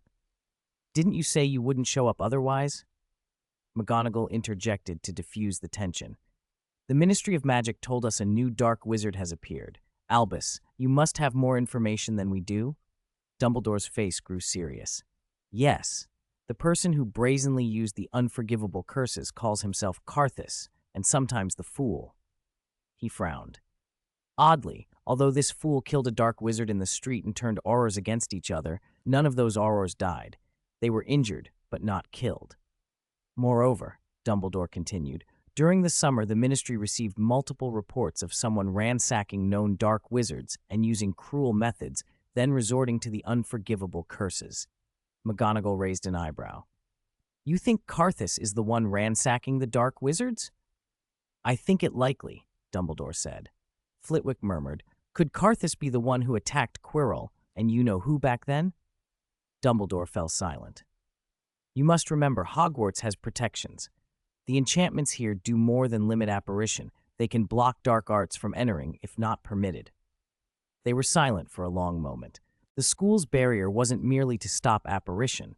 It acted as a guard against dark magic, which was partly why a dark lord hiding in the school last year took such cunning. Even Voldemort had to possess Quirrell to remain undiscovered. Since Karthus attacked Quirrell, they obviously aren't allies, Snape said. Dumbledore nodded. And the dark wizards who died in the secret passage were identified by the Ministry as notorious criminals. Flitwick muttered, evil sorts always play the dog-eat-dog game. Dumbledore sighed. The sudden appearance of this individual has caused panic in the wizarding world. Snape sneered. So what? The Ministry can handle it. This isn't our concern. McGonagall agreed, and it's unlikely a child would be involved. Snape glared at Dumbledore. Some people just think too much and want to test everything. Dumbledore tapped his pointed hat. Severus, that hurts. Snape spun and strode away, robes billowing. I have no time for your games. I'm going to bed. Only Dumbledore, McGonagall, and Flitwick remained. I'm an old man and can't stay up long, Dumbledore said, giving them a wink. I'll ask the two of you to clean up here. All right, Headmaster, they replied. Chapter 31, Achievement, Enemy of Hogwarts, Spell Chain X50. Dylan came back to the dormitory to find Harry and Ron sitting blankly on their beds. He blinked, then muttered a silencing charm over the far side of the room so Seamus and Neville wouldn't overhear. He padded to his own bed, tapped his wand to clean himself, and sat down slowly. Detention already over? That early? He asked. Ron's eyes were glazed. He rolled them like a dead fish. How is this early? We just got back. Harry looked up. Where did you go? Did you get detention too? Dylan shook his head. No, I went to duel with the professors. What? Ron's eyes widened. The silencing charm kept Seamus and Neville quiet, so Ron's outburst didn't disturb anyone else. Harry's expression shifted to one of genuine surprise. You dueled with the professors? What did you do to get into that? Ron leaned closer. Yeah, how could you have provoked the professors? Dylan snorted. Do you think I should have been roughed up by them? Isn't that how it usually goes? Ron said as if the answer were obvious. Dylan's mouth twitched. Maybe it wasn't punishment. Maybe it was an assessment for me from last school year. A separate assessment? Harry blinked. What happened? Don't tell me you beat them. Of course not, Dylan said, shaking his head. It was a draw, and they were holding back. Ron and Harry were stunned. A draw? Ron's eyes nearly popped. You dueled the professors, and it was a draw? Yep, Dylan shrugged. Stop blinking. You'll hurt yourself. What about you two? He asked. Was your detention like Malfoy's out in the Forbidden Forest? Ron slumped. I thought we were going to the Forbidden Forest. Harry winced. After dinner, Professor McGonagall told me Lockhart wanted me. If you only knew what I went through these past few hours. You mean signing Lockhart's books? Dylan said casually. Harry's eyes widened. How did you know? Dylan chuckled. It's so Lockhart, a signature and a little freeloading fame. Classic. Harry rubbed his temples, trying to erase the memory. Not just signing. I had to answer his fans' letters. Does he not care that my handwriting is terrible and his fans will despise him? And he kept recounting his glorious achievements. It was unbearable. I never want detention again. Ron exhaled. Compared to that, polishing trophies sounded good. He lifted his arm and immediately regretted it. Not that good. I can't even feel my arm. Dylan felt a flicker of sympathy, but privately he thought they'd had it coming. Driving a bewitched family car into the forbidden forest, making a huge mess, being allowed back at school was entirely because they were the story's protagonists. He took off his shoes, pulled a sleeping robe from his trunk, 100 galleons worth of modification, and prepared for bed. Harry suddenly spoke up again. When I was helping Lockhart sign, I heard something strange. What? Ron asked. A voice in his office, Harry said. Very nasty, very unsettling. But Lockhart didn't seem to notice, Harry went on. He just kept boasting. Maybe he was so lost in his own stories he couldn't hear it. Dylan was already dozing the moment he touched the mattress. He couldn't be bothered to look at the achievement rewards he'd received after the duel, and he didn't want to answer Harry's question, even if he already knew what it was. With that description, how would I know? Go to sleep. I need to sleep too. Good night. Before he fell fully asleep, two thoughts drifted through his mind. He really needed to try summoning a Patronus. He'd been too busy to practice. Next time he could ask Old Deng or a professor for extra lessons and get some guidance. And he wondered whether his Soul Bob tongue ability could be used to master Parseltongue by refining ordinary snake souls. The voice Harry heard in Lockhart's office had sounded like the basilisks. Basilisks weren't ordinary snakes. But perhaps, Dylan mused, using his Soul Bob tongue on a cobra or similar might let him approximate Parseltongue and so communicate with a basilisk. After all, languages have dialects. With that thought, he slept. Harry and Ron, seeing Dylan's breathing slow into sleep, were careful not to make noise. They changed and burrowed into their own beds, falling asleep quickly. Dylan, exhausted after the duel, slept later than usual. Even with rewards and blessings, he'd burned a lot of mental energy. After breakfast, he wandered into the library to read and check the achievements he'd unlocked the night before. Achievement: Enemy of Hogwarts. Description: the evil you will become has already made you an enemy of Hogwarts. Look, a professor has challenged you. Unlock: Professor McGonagall used the power of the house to challenge you to a duel. Reward: max level basic spell +1. Achievement: Enemy of Hogwarts 2. Description: you, the Dark Lord, have drawn public wrath. The professors of Hogwarts have all challenged you to duel. Unlock: 3 professors challenge you to a duel. Reward: trait, rapid meditation achievement. Defeat a true Hogwarts professor. Description: you have grown terrifyingly powerful. Even a professor is no match. Unlock: defeat a true professor, excluding the defense against the dark arts teaching post. Reward: spell chain x50.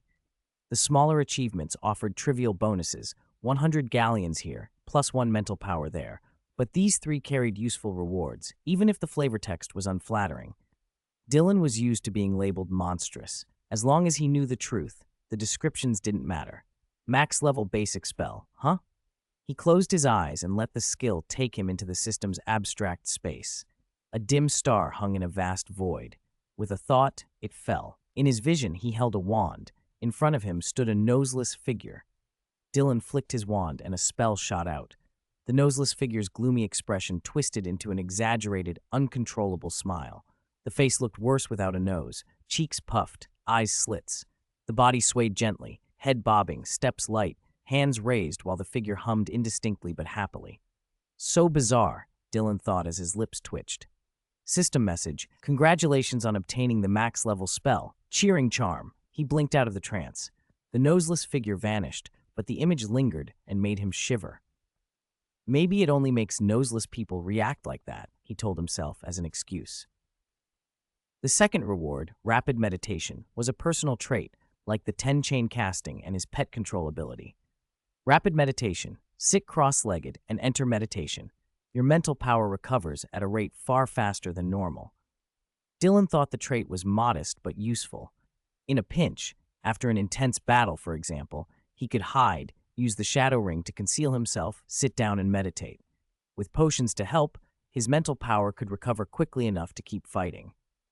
Then he looked at the third reward and felt a genuine thrill. 50 consecutive spells?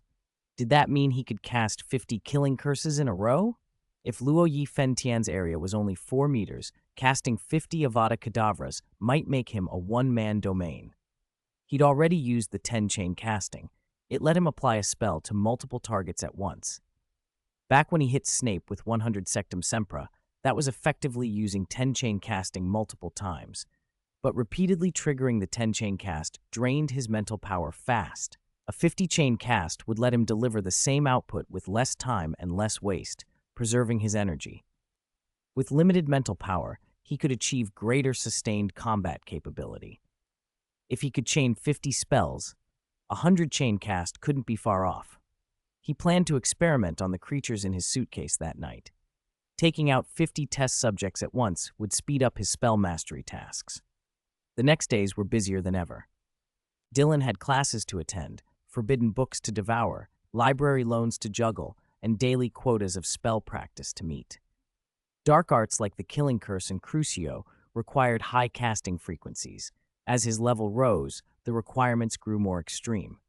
He also worked on potions that could be made from the black flowers produced by Putra florifera, the rotting flower spell, hoping to find something marketable.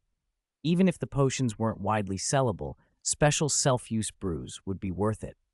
He kept opening his pet space suitcase a little at a time, dropping galleons in to unlock more abilities and modifying its internal space. That required frequent letters home telling his parents how to reinvest and reminding them not to waste money on pleasures. He wanted them to make money for him. Hagrid kept bothering him too, always asking Dylan to come into the Forbidden Forest at night. Dylan couldn't refuse every time. Hagrid missed Norberta and might cause trouble without regular visits. Dylan's schedule was already packed, and he worried about what would happen if Beta's identity, his dragon's secret, came out. So he complied now and then. Bringing Norberta and Colball to meet Hagrid let them take food and produce a lot of Hagrid's good supplies, easing Dylan's burden of feeding the dragon. Sometimes Dylan gave Hagrid money to buy food in bulk, then fetched it later. Each visit let Hagrid see the dragon growing larger, which kept Hagrid happy. When he went into the forest, he didn't only visit Hagrid. He'd hoped to find the unicorn he'd helped once and get a little more unicorn blood, but there had been no sign of it lately. Dylan suspected the unicorn had run off. He hadn't expected it to be so untrustworthy. He'd only drawn a little blood. He wouldn't kill it. Too stingy, he muttered. Still, it didn't matter. He already had an umber shadow and a dragon. He'd also found several other magical creatures in the forest lately. He hadn't killed them. He brought them back to the suitcase to raise them and harvest from them sustainably. Commercial trade in England was growing, but transactions were still restricted. Dylan didn't want to limit himself to cockroach research. The creatures he'd collected weren't as prolific as cockroaches, and wasting them would be foolish. Lately, most of his lab work had been on cockroaches and spiders. The black flowers from Putra florifera on them were small and insufficient. He needed larger numbers of bigger creatures to replace cockroaches. He'd considered asking Hagrid to buy some, but that would draw attention and slow things down. Even in the wizarding world, procurement was painfully slow. Source availability, fear of being cheated, and long delivery times. He was considering spending more time catching acromantulas in the Forbidden Forest. Their numbers and reproduction were ideal. Fortunately, Lockhart got some Cornwall pixies from somewhere, he thought. There's enough to keep some for blood extraction, and the rest as test subjects. Cornwall pixies weren't strong. As test subjects, they were disposable, like gnomes and ghouls.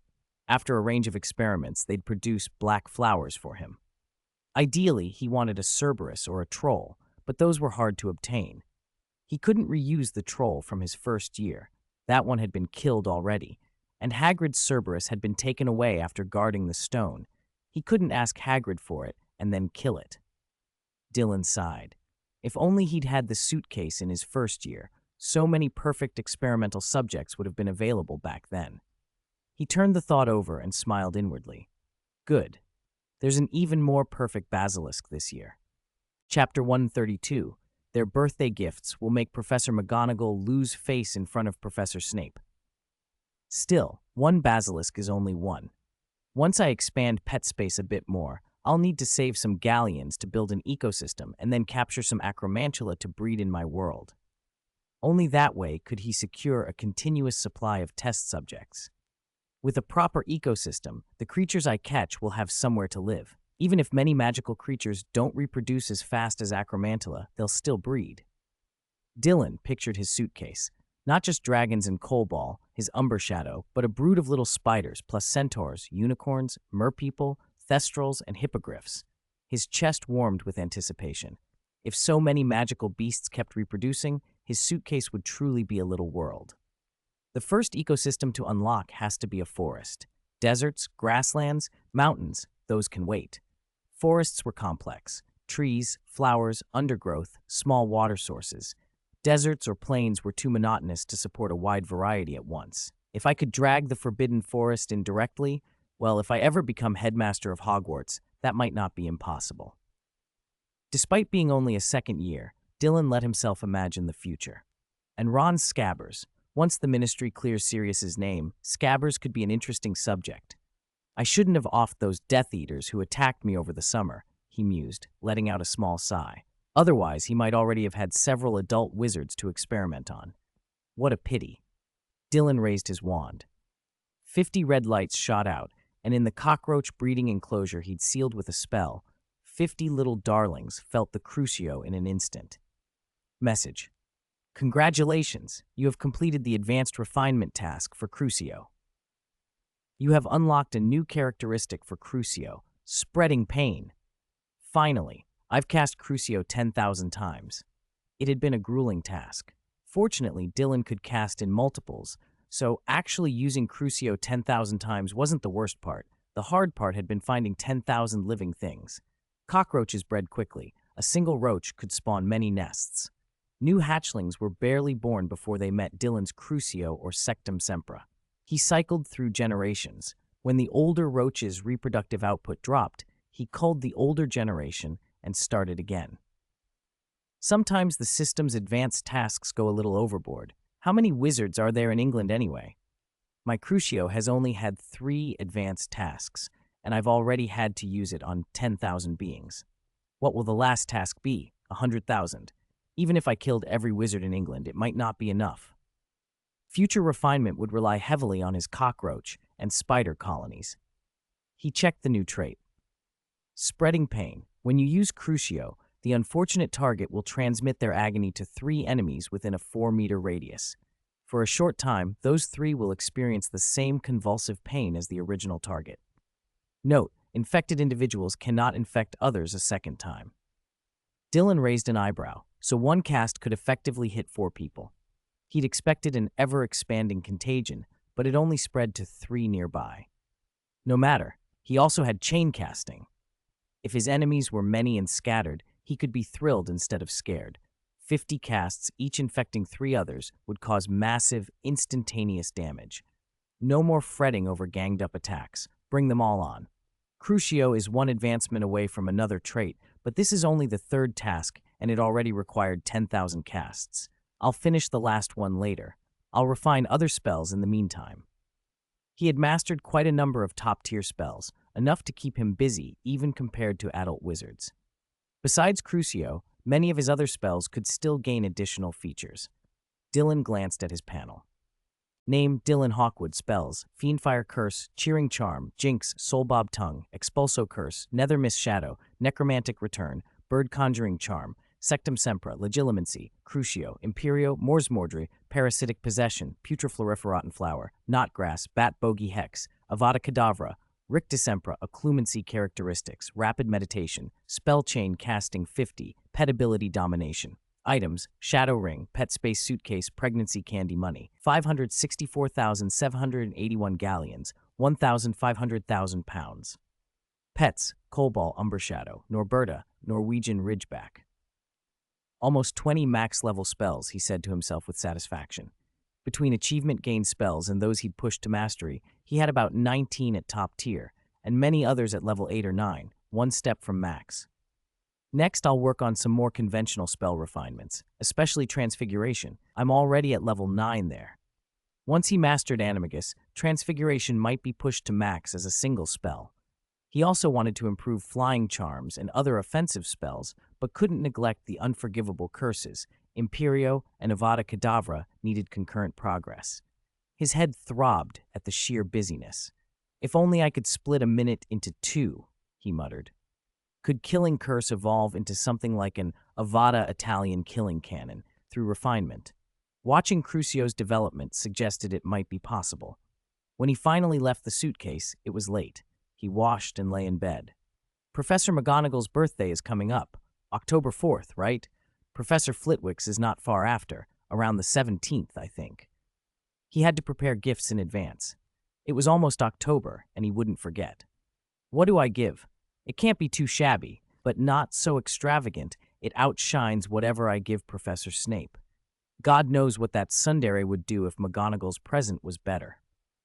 One thing was certain, Snape wouldn't cut him any slack for the rest of the term, at least until January, so he might have to labor over an even better gift for Snape then. That could make everyone else envious.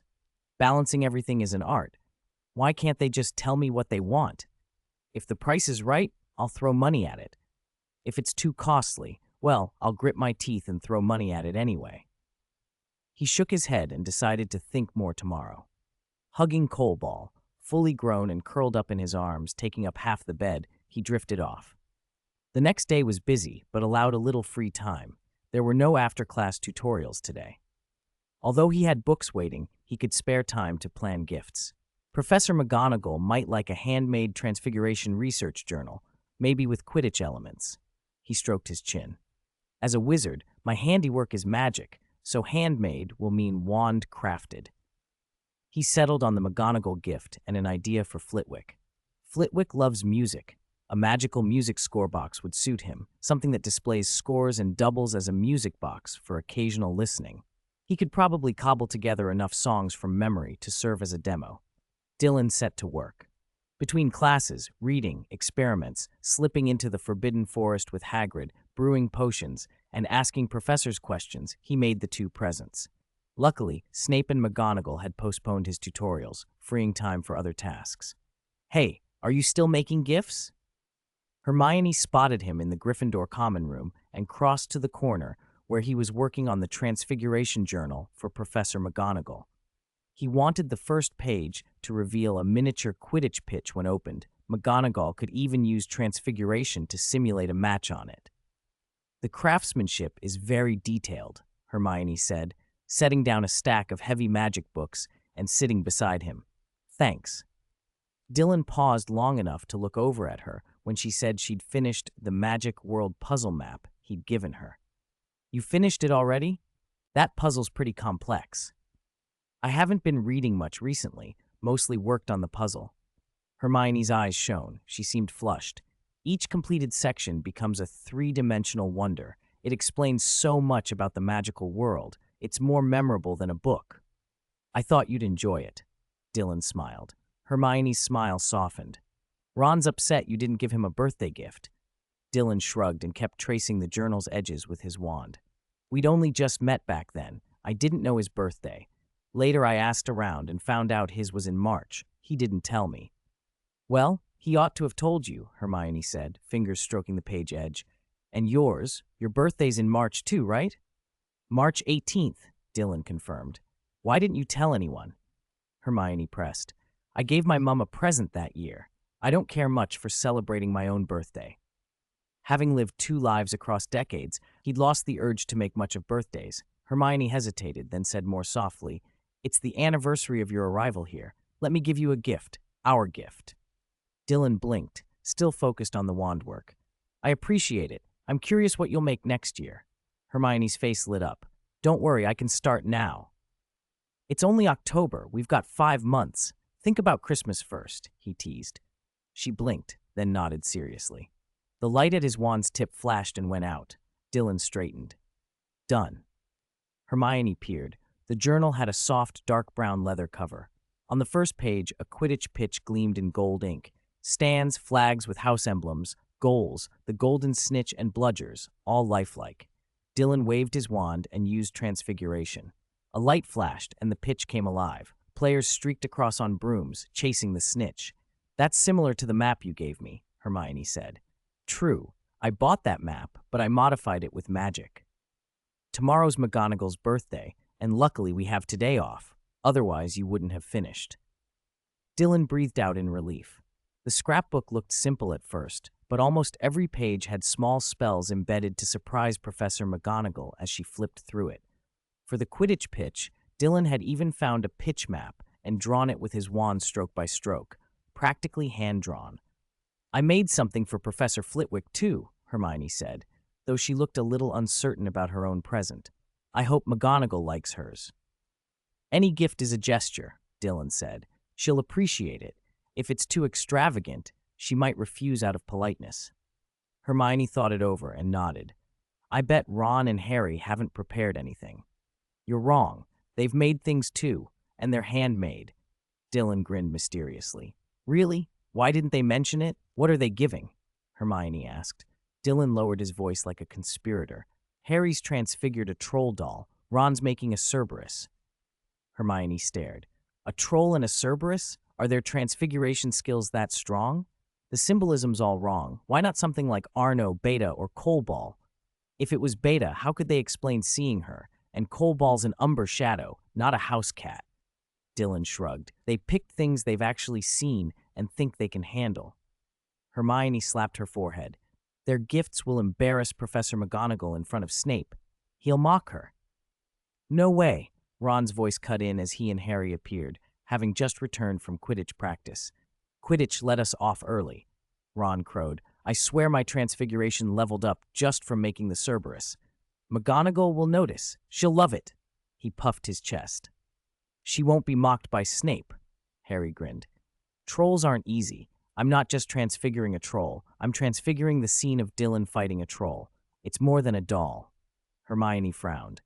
That's not easy to keep stable. How can you guarantee it won't degrade into a puddle of mud in McGonagall's office? Ron huffed. We did it from stone, not mud. Harry chuckled. Our transfiguration's not bad. Hermione pursed her lips. Good luck, then. Dylan packed away McGonagall's journal and glanced at Hermione with a smirk. The stubborn confidence of youth was best respected. They didn't linger in the common room. They went down to dinner together. After the meal, Harry and the others hurried back to finish their projects. Dylan and Hermione went to the library to return some restricted section books and borrow others. Madame Pince watched Dylan with an odd stare. Perhaps he'd been coming too often lately, but she remained proper and didn't ask questions. Dylan was a bit nervous someone might report his reading habits to other professors, so he explained himself as he returned the books.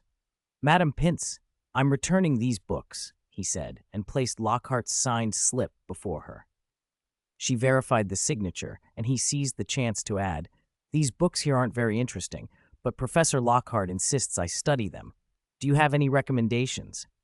Madame Pince's expression was cool. You can refuse. Reading too many books in the restricted section can affect your mind. He smiled helplessly. I know, but Professor Lockhart insists and I can't really refuse. She frowned slightly. Would you like me to speak to Professor Dumbledore? He showed a flash of gratitude, but shook his head. No, thank you. The other professors haven't objected, so I'll continue. Madame Pince nodded. Very well. Go put the books back. Dylan bowed. Thank you, madam. He stepped into the restricted section, winked at Hermione, and went further in. Hermione didn't follow. She didn't want to part with her signed slip, and she wasn't much drawn to the section's content. Professors claimed its volumes contained dangerous rituals and dark magic that could warp a mind or turn someone monstrous. Those dark wizards had indeed been ugly things. Hermione had no desire to become like them. Chapter 133, What's There to Fear? Salazar Slytherin didn't lock himself in the Chamber of Secrets. I finally managed to deliver the gifts. October 4th. Dylan left Professor McGonagall's office and sighed with relief. He'd gone in for a makeup lesson and, while he was there, handed over the birthday present he'd made for her. Professor McGonagall had been pleased. She didn't cling to it, but she clearly treasured it. Seeing her reaction cheered Dylan. He hurried off to dinner. He had only just taken his seat next to Neville in the Great Hall when Professors McGonagall and Flitwick entered together and headed toward the staff table. Professor Snape arrived shortly after, his face as cold as ever, black robes billowing. Professor Flitwick, settling down with his usual cheer, couldn't help but tease McGonagall. "You're in an especially good mood today. Was it your turn to tutor that little fellow?" McGonagall laughed quietly, and, the fine lines at the corners of her eyes deepening. "Yes, after class, he gave me a handmade planner. It even has a way to play mini Quidditch games. I didn't expect that. He also gave me a lot of shampoo," Flitwick added with a grin. "I think I'll have enough to last until next summer." Flitwick was fascinated. The planner is his own work? That boy has so many creative ideas. Quidditch on a planner, really. That must have been difficult to make. McGonagall nodded. "I studied it a bit. One page of Transfiguration alone had no fewer than 64 spells cast on it. He really put a lot into it." "I can use a Transfiguration charm to make a player snatch the golden snitch," she said, smiling. Flitwick looked on, pleased. "I wonder what he'll give me. Birthdays take so much time and effort. I hope it won't distract him from his studies." Snape sat, swept his hands back, and scoffed. "Humph, all show and no substance." McGonagall and Flitwick turned to him. They noticed at once that his hair looked cleaner than it had the past 2 days. He must have actually used shampoo. McGonagall only returned his glance briefly and then looked away. Flitwick sniffed. "I think Dylan's gift to you will be good, too. I hope there's shampoo for me," McGonagall joked, and Flitwick chuckled. At the Gryffindor table, Neville nudged Dylan. "Do you feel like the professors are staring at you again?" Dylan lifted a spoonful of mushroom soup to his lips, glanced up at the staff table, and shook his head. "You're imagining it. Eat quickly. I still have to finish Professor Flitwick's gift. That music box is tricky." Neville's voice held both awe and worry. Dylan was painstakingly recreating melodies from his previous life to make it. As the term wore on, Dylan successfully finished Flitwick's gift and delivered it. Flitwick had been delighted. Still, Dylan noticed Snape's expression toward him hadn't improved. Then again, Snape's expression rarely changed, so Dylan didn't pay much mind. Rain drummed on the windows one evening as Dylan relaxed with Coldball curled on his chest in the Gryffindor common room, an old book open in his lap. He enjoyed these peaceful moments.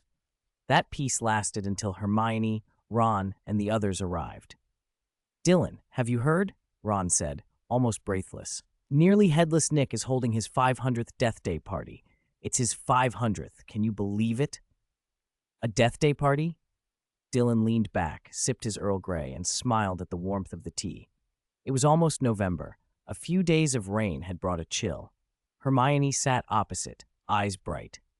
"It's a ghost party. Not many living people ever go. You should come with us." Dylan marked his page with a feather bookmark, closed the book, and shook his head. "I'm not squeezing into a crowd of ghosts to hear old death stories. That's bad luck." "Bad luck?" Hermione frowned. "Why do you say that?" Harry and the others exchanged glances. Dylan only smiled and stood by his decision. Hermione and the others shrugged, and soon they left for Nearly Headless Nick's party. Dylan folded himself deeper into the sofa. The fire crackled in the hearth, heat chasing away the damp cold. Coldball purred, and drowsiness crept in. As he drifted, he thought idly about the scene he'd glimpsed in that mirror. Perhaps that reflected life was the life he truly wanted. Then a metal ball, walnut-sized, crashed onto the common room floor and emitted a deafening croak that made everyone start.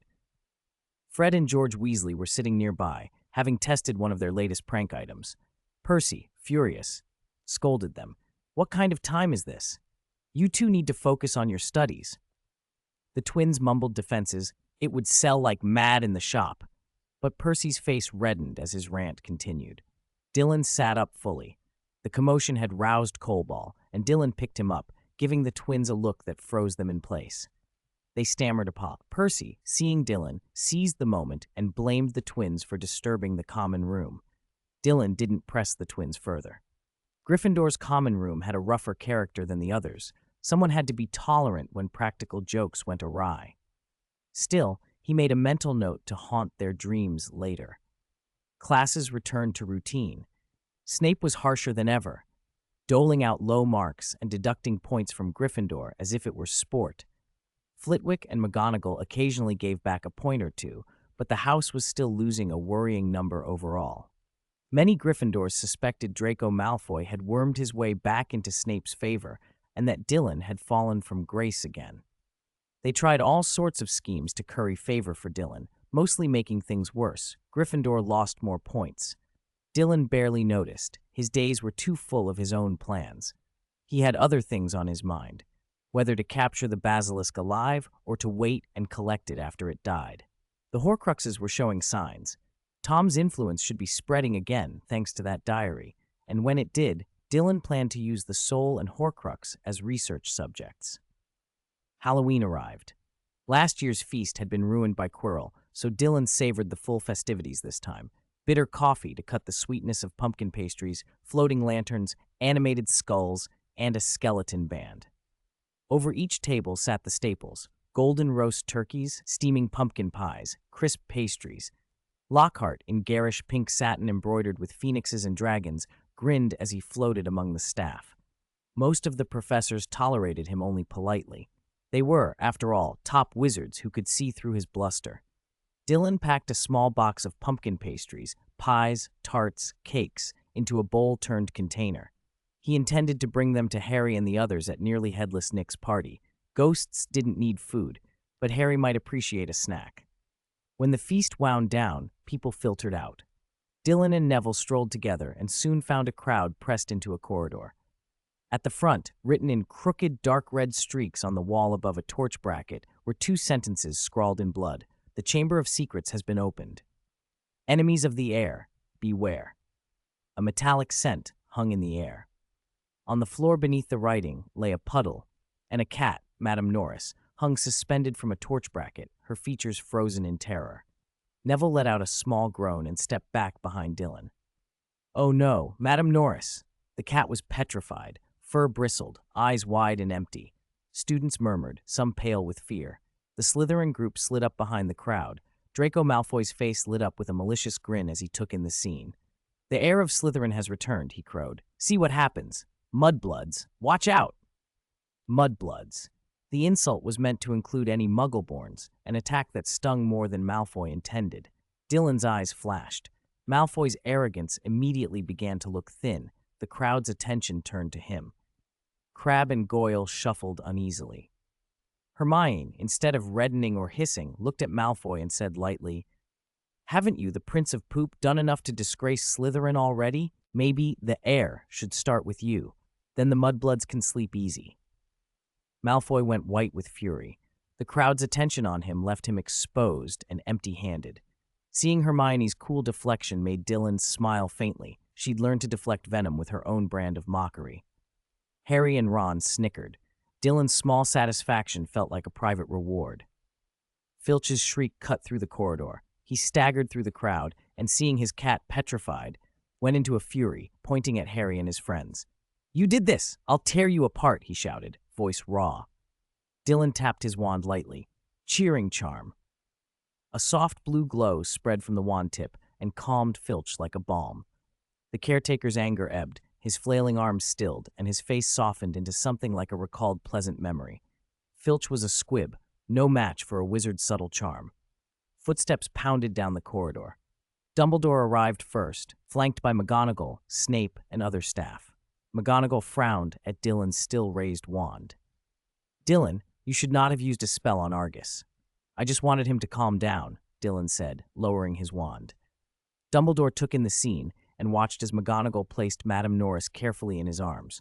Dylan spoke up before anyone else could. Madame Norris is petrified, not dead. Professor Snape told me Mandrake restorative draughts can reverse petrification. Filch stopped, hope flooding his face. Is that true? He asked. Dylan pulled a small bottle from his robe. I brewed one to practice. He handed it over. Snape glanced at the potion and for once acknowledged it without a sneer. The quality is acceptable. It should be enough to save a cat. Dumbledore looked at Dylan. Would you administer it, Mr. Dylan? Of course, Dylan said. He poured the Mandrake restorative draught into Madame Norris's mouth. The cat shuddered, the rigid fur softening until her eyes cleared. She sprang into Filch's arms and nuzzled him. Filch wept openly. "You're alive! You're alive!" Dumbledore watched, then, nodding to the students closest to the scene, said, "Come with me, Mr. Potter, Mr. Weasley, Miss Granger." Lockhart was eager to volunteer his office upstairs as a place to examine Norris further. "Very close. Right this way, Headmaster." Dumbledore allowed it, and the teachers led Filch and the cat away. The students began to whisper among themselves. "The Chamber of Secrets. It's real? The legend is true? Does that mean the monster is real too?" Neville, who had seemed brave beside Dylan at times, visibly shrank. "Is the heir going to purge people?" Seamus tried to explain to those who hadn't heard the tale. Salazar Slytherin, he said, had believed only pure-blood wizards should be taught at Hogwarts.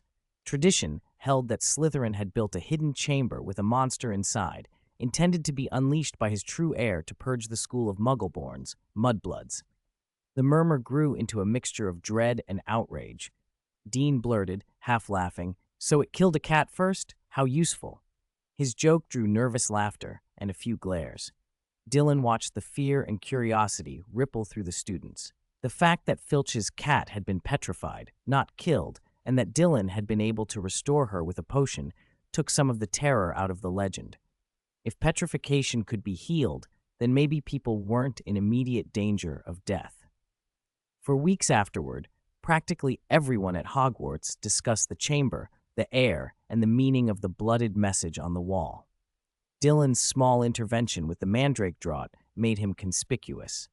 He won a flurry of reputation badges, whole school focus, castle spotlight boy, along with trivial attribute boosts like herbology +1. He was talked about more than he liked. One lunchtime, Neville, still jittery, lowered his voice and asked Dylan outright, "Aren't you scared? Does the chamber thing worry you? How did your potion work on Madame Norris? Did you know the monster had already appeared?" Dylan stirred his food, then took a bite of lasagna before answering. "No, the Mandrake Restorative Draught is a classic potion. Professor Snape taught me many recipes. I've practiced brewing a lot of potions. This was one of them." He chewed thoughtfully, then looked at Neville. "And besides, even if people call me a mudblood, my strength is far greater than what they mean by pure blood." Neville blinked. "So you're not afraid?" Dylan smiled faintly. "Salazar Slytherin didn't lock himself in the Chamber of Secrets. If the founder isn't trapped in there, why should I be afraid?" Neville's mouth fell open. "But what if the founder's spirit or a ghost is in there?" "Even better," Dylan said, a mischievous glint in his eye. "I've been reading about souls and spirits lately. I was hoping to find a ghost to practice on." Neville's face went pale. "You want to practice on a ghost?" Dylan shrugged. "A soul is a good research subject. Horcruxes and souls, perfect for experiments. It's a pity souls don't have proper bodies. Otherwise, it would be even more exciting." Neville's expression registered horror, fascination, and helplessness all at once. Around them, students continued their conversations about the Chamber of Secrets, but Dylan's mind had already shifted forward, to Horcruxes, to Tom, and to how the appearance of the chamber might speed up his plans. Salazar Slytherin had not trapped himself away centuries ago. That knowledge made Dylan feel oddly invulnerable. After all, there were worse things to be afraid of than a legend: ignorance, missed opportunities, and wasted experiments. He took another bite, untroubled, and Coalball began to purr again in his mind. Chapter 134. Trait: Fated Tracking. How did Lockhart provoke Professor Snape? Dylan looked at Neville with a trace of amusement. Isn't the Longbottom family one of the few remaining pure-blood families in the wizarding world? Even if that monster gets loose, it shouldn't really have anything to do with you, should it? Neville pursed his lips, shook his head, and answered slowly. "The day after that incident, I wrote to my gran. She said—" He hesitated, his face unsettled. There were only a handful of truly pure-blood families left from Salazar Slytherin's day. Even those families that call themselves sacred aren't pure in the strict sense anymore. The Longbottoms are included. "Oh," Dylan tilted his head. "Well, don't worry too much. Even if there is an heir involved, how many people could one person realistically eliminate? Is he planning to kill everyone so it's just him and the monster, then have a child together?" Dylan grinned. If he wanted to preserve the bloodline properly, he'd need 2 children, which would be really perverse. Neville blinked and nodded. A bit. Don't fret, the creature might strike again, but the headmistress won't let something like that run wild at the school. Dylan's calm reassurances helped settle Neville a good deal. Besides, even if you do get petrified, I'll figure out a way to save you. If that's true, I'll go gather mandrake, Neville said. Professor Sprout trusts me in the greenhouses, and I grow mandrakes myself. I can take some roots and leaves for you. Dylan's eyes brightened. I'll need a lot of mandrake for a restorative draught. If you could bring roots and leaves, better yet, a young plant, I could even grow it myself. Neville hesitated. Professor Sprout wouldn't let me take a mature mandrake, but I can get you a young plant and pluck a few roots and leaves. They regrow quickly. That'll do, Dylan said. He suspected that sooner or later Professor Snape would step in and brew a large batch of mandrake restorative draughts, and Professor Sprout would supply his stock. Before that happened, it made sense to get what he could. Dylan still had his own motives. He wanted to unlock the ecosystem for his magical suitcase, and money was tight. He'd been trying to raise as much as he could. The Hawkwood couple had been hustling for him, even starting a company and throwing money at investments and lotteries. When the suitcase's ecosystem unlocked, he'd be able to plant a mandrake seedling and many other things with room to spare. The ecosystem would grow as the suitcase's space expanded, and with enough funds he could control it precisely. It was expensive, but the convenience would be worth it. After dinner, Dylan went back to his dormitory and headed straight into his suitcase. For the past 2 days, he'd been practicing the Patronus charm. When he dredged up the exhilaration of robbing those dark wizards in the secret passage over the summer, a silvery white wisp would sometimes form. He could almost produce something, but he lacked enough pure, joyful memory to summon a full corporeal Patronus. He made a private resolution. Maybe he should sneak out and pull off a big score one night. He spent the afternoon trying every way to cultivate happiness, memories of thefts, childhood fun, learning spells, even mathematical recollections from his previous life. Whenever he delved into certain equations or remembered Hermione and Ginny from his past life, his mind would be jarred awake. Images of them as children made the thoughts feel wrong. He sighed and decided to focus his happiest memories on the act of robbing instead. By late afternoon, he was making slow progress. His proficiency with Expecto Patronum was only at level 2. He could summon a silvery substance, but not a real Patronus. Hey Dylan, do you have any polyjuice potion brewed? Hermione and Harry appeared as he sat down to dinner, and Ron hurried over when he heard the question. You think Malfoy's the heir? Ron asked eagerly. Hermione lowered her voice.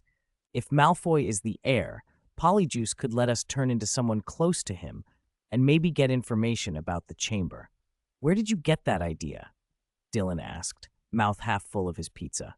Hermione reminded him of the potions book Dylan had once pulled from the restricted section, Powerful Potions, where she'd seen the polyjuice recipe.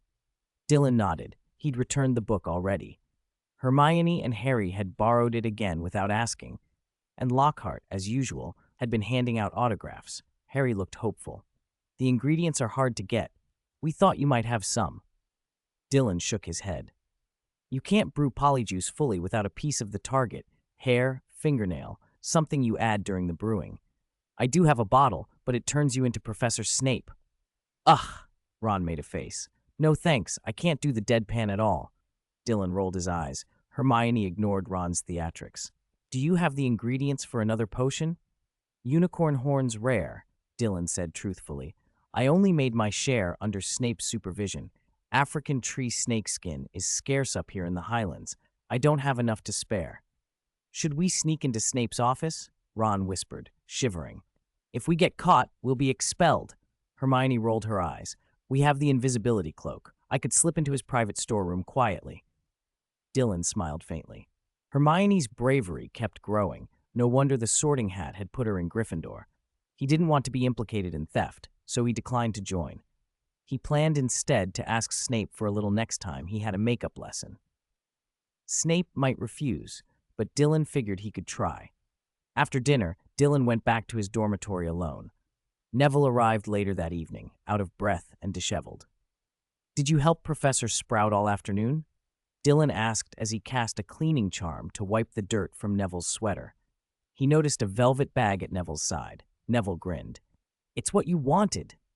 He untied the bag and revealed a small potted mandrake seedling with a few spare roots and leaves laid beside it. I took them carefully. You have somewhere to plant it, right? Dylan took the dirt-streaked pot and the loose roots and leaves, tapping his wand to clean them. Of course, you did well. Neville hesitated. You said you wanted leaves that could be put in your mouth without processing. Are you planning to eat them?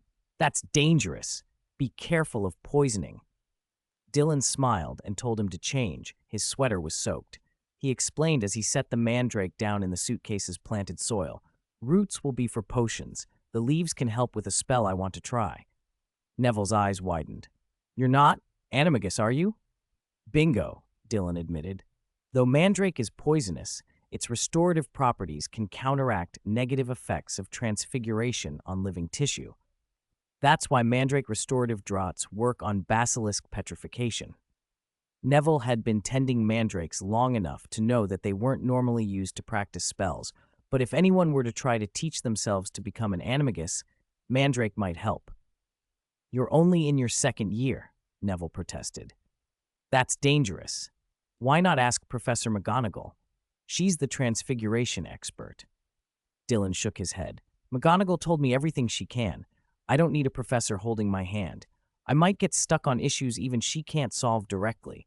I thought, if you wanted to work on this with me, you could try first and maybe become animagus before I do. Neville blanched and waved his hands. No, I won't. Too risky. Dylan accepted it. Fine, then I'll start on the next full moon. He planted the mandrake in the suitcase's flower bed. He'd prepared some soil and made it into a neat little plot, and the seedling immediately began to wail. Dylan had earplugs in. The cry was small anyway. The plant was young, exactly what Neville had managed to get him. As he worked, Dylan thought about money. He was still some way from unlocking the suitcase's ecosystem. He'd received a letter from his parents promising another transfer in a couple of days, and most of what he had left in the vault was in pounds rather than galleons. He'd have to go to Gringotts to exchange. The goblins had seemed more cautious about exchanges recently. Dylan suspected if he kept changing large sums, they might impose new rules. It was all part of the effort to expand the suitcase's space so Norberta could fly without hitting the ceiling. After the mandrake was settled, he moved on to refinement tasks. He was currently on the second stage of Sectum Sempra refinement, fated tracking. He didn't know the trait details yet, so he set about completing the mission. Sectum Sempra shot from his wand in rapid, sharp slashes into the small enclosure where he kept lab insects. One by one, the little creatures were cut down until the system chimed. Congratulations on completing the refined mission for Sectum Sempra, the prompt said. You have unlocked a new characteristic for Sectum Sempra, fated tracking. He frowned at the description that followed. Fated tracking. When you cast Sectum Sempra, no matter how your target dodges or teleports, your spell will follow the trajectory of fate, track the target, and hit them precisely. Note, the spell has tracking ability, but not absolute piercing. Targets can still resist the effect. Dylan grinned. A tracking Sectum Sempra that didn't require perfect aim was extremely useful. Even if an enemy blocked once it started tracking, the invisibility component of his variant made it hard to maintain a defense from far away. He wondered whether he needed to see the target or could just think of a name and let the spell find them. That would be a test for another time. Night came. The dormitories were quiet. Dylan lay in bed reading, then dozed off only to wake early for the first Quidditch match of the year. He'd promised Harry he'd watch, but he still wanted to get a few things done first. When he opened the common room door, he found Wood squatting by the wall. Morning, Wood mumbled, rubbing his eyes. He looked embarrassed to be caught. Dylan probed. You here to wake Harry? Why didn't you knock?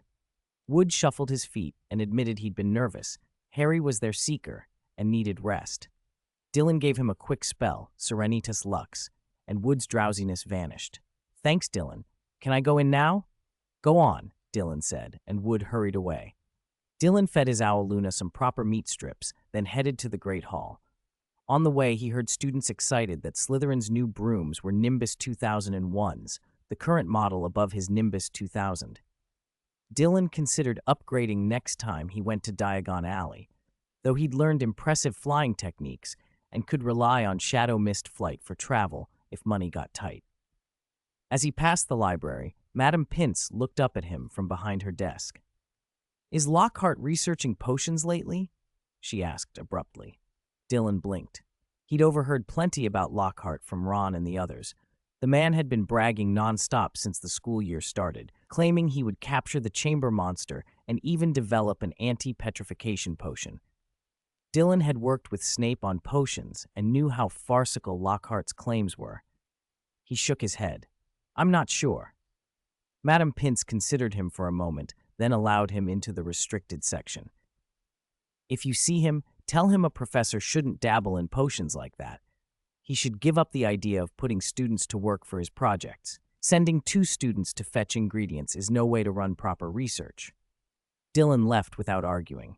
He'd used Lockhart's signature once to borrow books, and knew Lockhart would have boasted at length about his glorious past if he'd run into Madame Pince.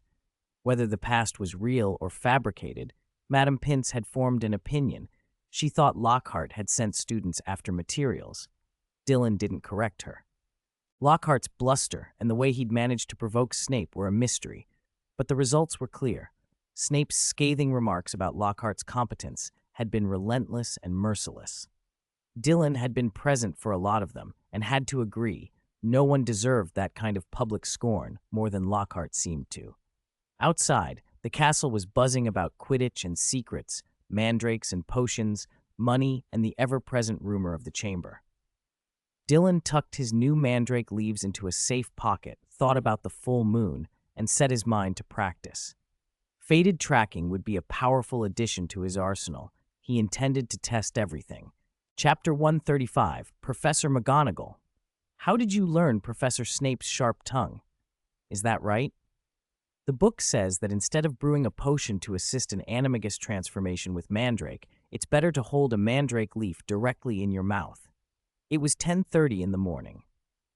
Dylan sat in the library and gently closed the restricted section book.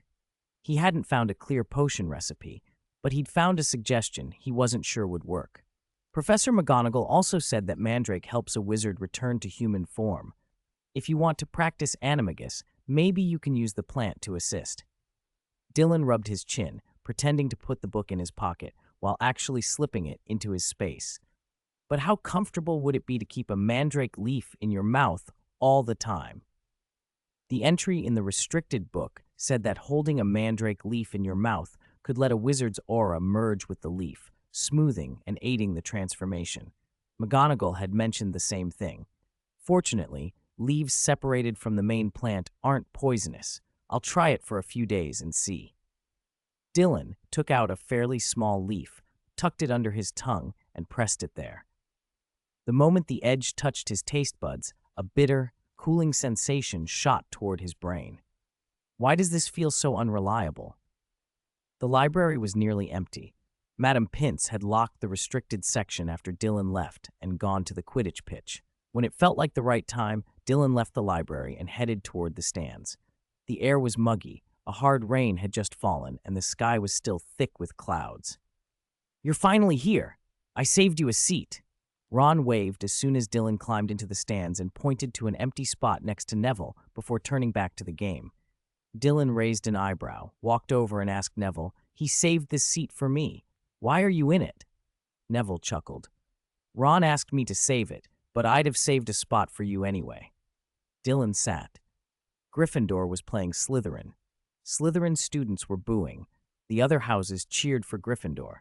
With Madame Hooch's whistle, the game began, and a dozen brooms shot into the sky. There were 4 balls, a red quaffle, 2 black bludgers, and the golden snitch. A quaffle was 10 points, the bludgers were used to disrupt, and catching the snitch ended the game and earned 150 points. Both teams battled fiercely in midair. Only Harry and Malfoy were flying higher than the others. Harry scanned left and right. Malfoy hovered in front of him and, showing off his new broom, wiggled it under him. As Malfoy strutted, a bludger shot toward Harry. Luckily, Harry's reflexes were good. Beyond his training and Dylan's occasional interventionary hexes, That practice had led to Dylan earning the annoying nickname, the one who trains the chosen one. Harry could dodge well. The bludger grazed Harry's cheek, but didn't do more damage. Malfoy's face went pale when he saw how close it came, then composed himself. Fred hit the bludger towards Slytherin, but halfway through the bludger suddenly turned and came back at Harry at high speed. Ron, watching Harry the whole time, smacked the railing. "What is going on now? Is someone trying to attack Harry?" He turned to Hermione and Dylan. "Can you see anyone jinxing the ball? Hagrid isn't here, and we don't have binoculars." Hermione and the others shook their heads. Gryffindor called timeout when the bludger kept targeting Harry. The moment Madame Hooch paused the game, the rogue bludger stopped too. Wood accused someone of tampering with the ball, but Madame Hooch didn't believe it. The balls were under her care, and she swore nobody could have meddled with them. She checked thoroughly and reported no tampering. The match resumed. Dylan, sitting near Neville, watched the center of the pitch and frowned. "Maybe I should get a house elf too." That bludger felt like Dobby's work. The house elf who'd hoped to stop Harry from staying at Hogwarts. Dylan couldn't even sense what kind of magic had been used on the bludger. House elf magic seemed different from wizard magic, unique, wandless, and hard for a wizard to detect. House elves are usually family-owned and probably impossible to buy on the black market, he mused. But imagining Dobby's ability, wandless, powerful, Dylan's eyes gleamed. If Harry ever helps Dobby break his contract with Lucius, maybe I can snap him up. There has to be an achievement or reward I could use to bind him. House elves had many advantages: unique magic, wandless spells, unrestricted apparition, plus they could cook and clean. Maybe more useful than Norberta, he thought of his dragon, Beta, who lately only wanted to eat and play. Then he corrected himself. Not fair. Beta's been useful. At least she cooperates when I bleed her. On the pitch, Harry found the snitch. Dylan enjoyed watching the chosen one chase it while enduring whatever Dobby had been doing. The snitch climbed higher and higher. Harry trailed it at 400 or 500 feet. If the bludger hit him from that height, he can take 400 or 500 feet, Dylan murmured. Gryffindor rose to their feet as Harry, dodging the bludger, shot past Malfoy and snatched the snitch from right above his head. Malfoy stared in disbelief. Harry's hand went limp and he nosedived. He managed to control the broom and landed, surrounded by people. Lockhart charged forward, faster than the rest, sleeves rolled up and wand at the ready. "Make way! The chosen one's injured! I'll heal him! You, kid with the camera, get my good side!" Harry protested. "No, wait. I don't need a spell. I just need the hospital wing." His eyes widened as Lockhart's wand descended. From Dylan's angle, he couldn't hear the exact incantation, but after Lockhart's magic, Harry screamed, "Ah! My arm! I can't feel my arm." People scattered. Lockhart, smiling smugly, said, "Yes, you fractured it, so I made the bones disappear. You won't feel any pain now." But Harry's arm hung like a wet rag. He had been hit twice by the bludger, and though he hadn't fallen, his arm was fractured. Lockhart's help had removed the bones. Harry felt faint with terror. "Maybe you misheard. Go to the hospital wing. Tell Madame Pomfrey I didn't want him to suffer too much." Lockhart continued to pose for anyone with a camera. Ron and Hermione hustled Harry away, supporting him on either side. Hermione, who had once given Lockhart the benefit of the doubt, bit into the reality of his incompetence when she saw Harry harmed, and passing Lockhart, she stomped his foot hard. Lockhart yelped. The trio whisked Harry off to Madame Pomfrey. Gryffindor had won the match, but the victory had come at a high price. At lunch, Hermione and Ron brought news. Madame Pomfrey says he'll be fine. The bones will grow back. Skelegrow. He has to regrow 29 bones. Lockhart's spells are awful, Dylan said dryly. Maybe I should ask him how to make an enemy's bones disappear. Ron winced. I can't imagine how much pain he was in. Fred and George say at least he's okay now. Neville, sipping his soup, whispered. Before I came to eat, I saw Flint scolding Malfoy. They're saying Harry messed with Malfoy so badly, Malfoy couldn't even see the snitch above his head.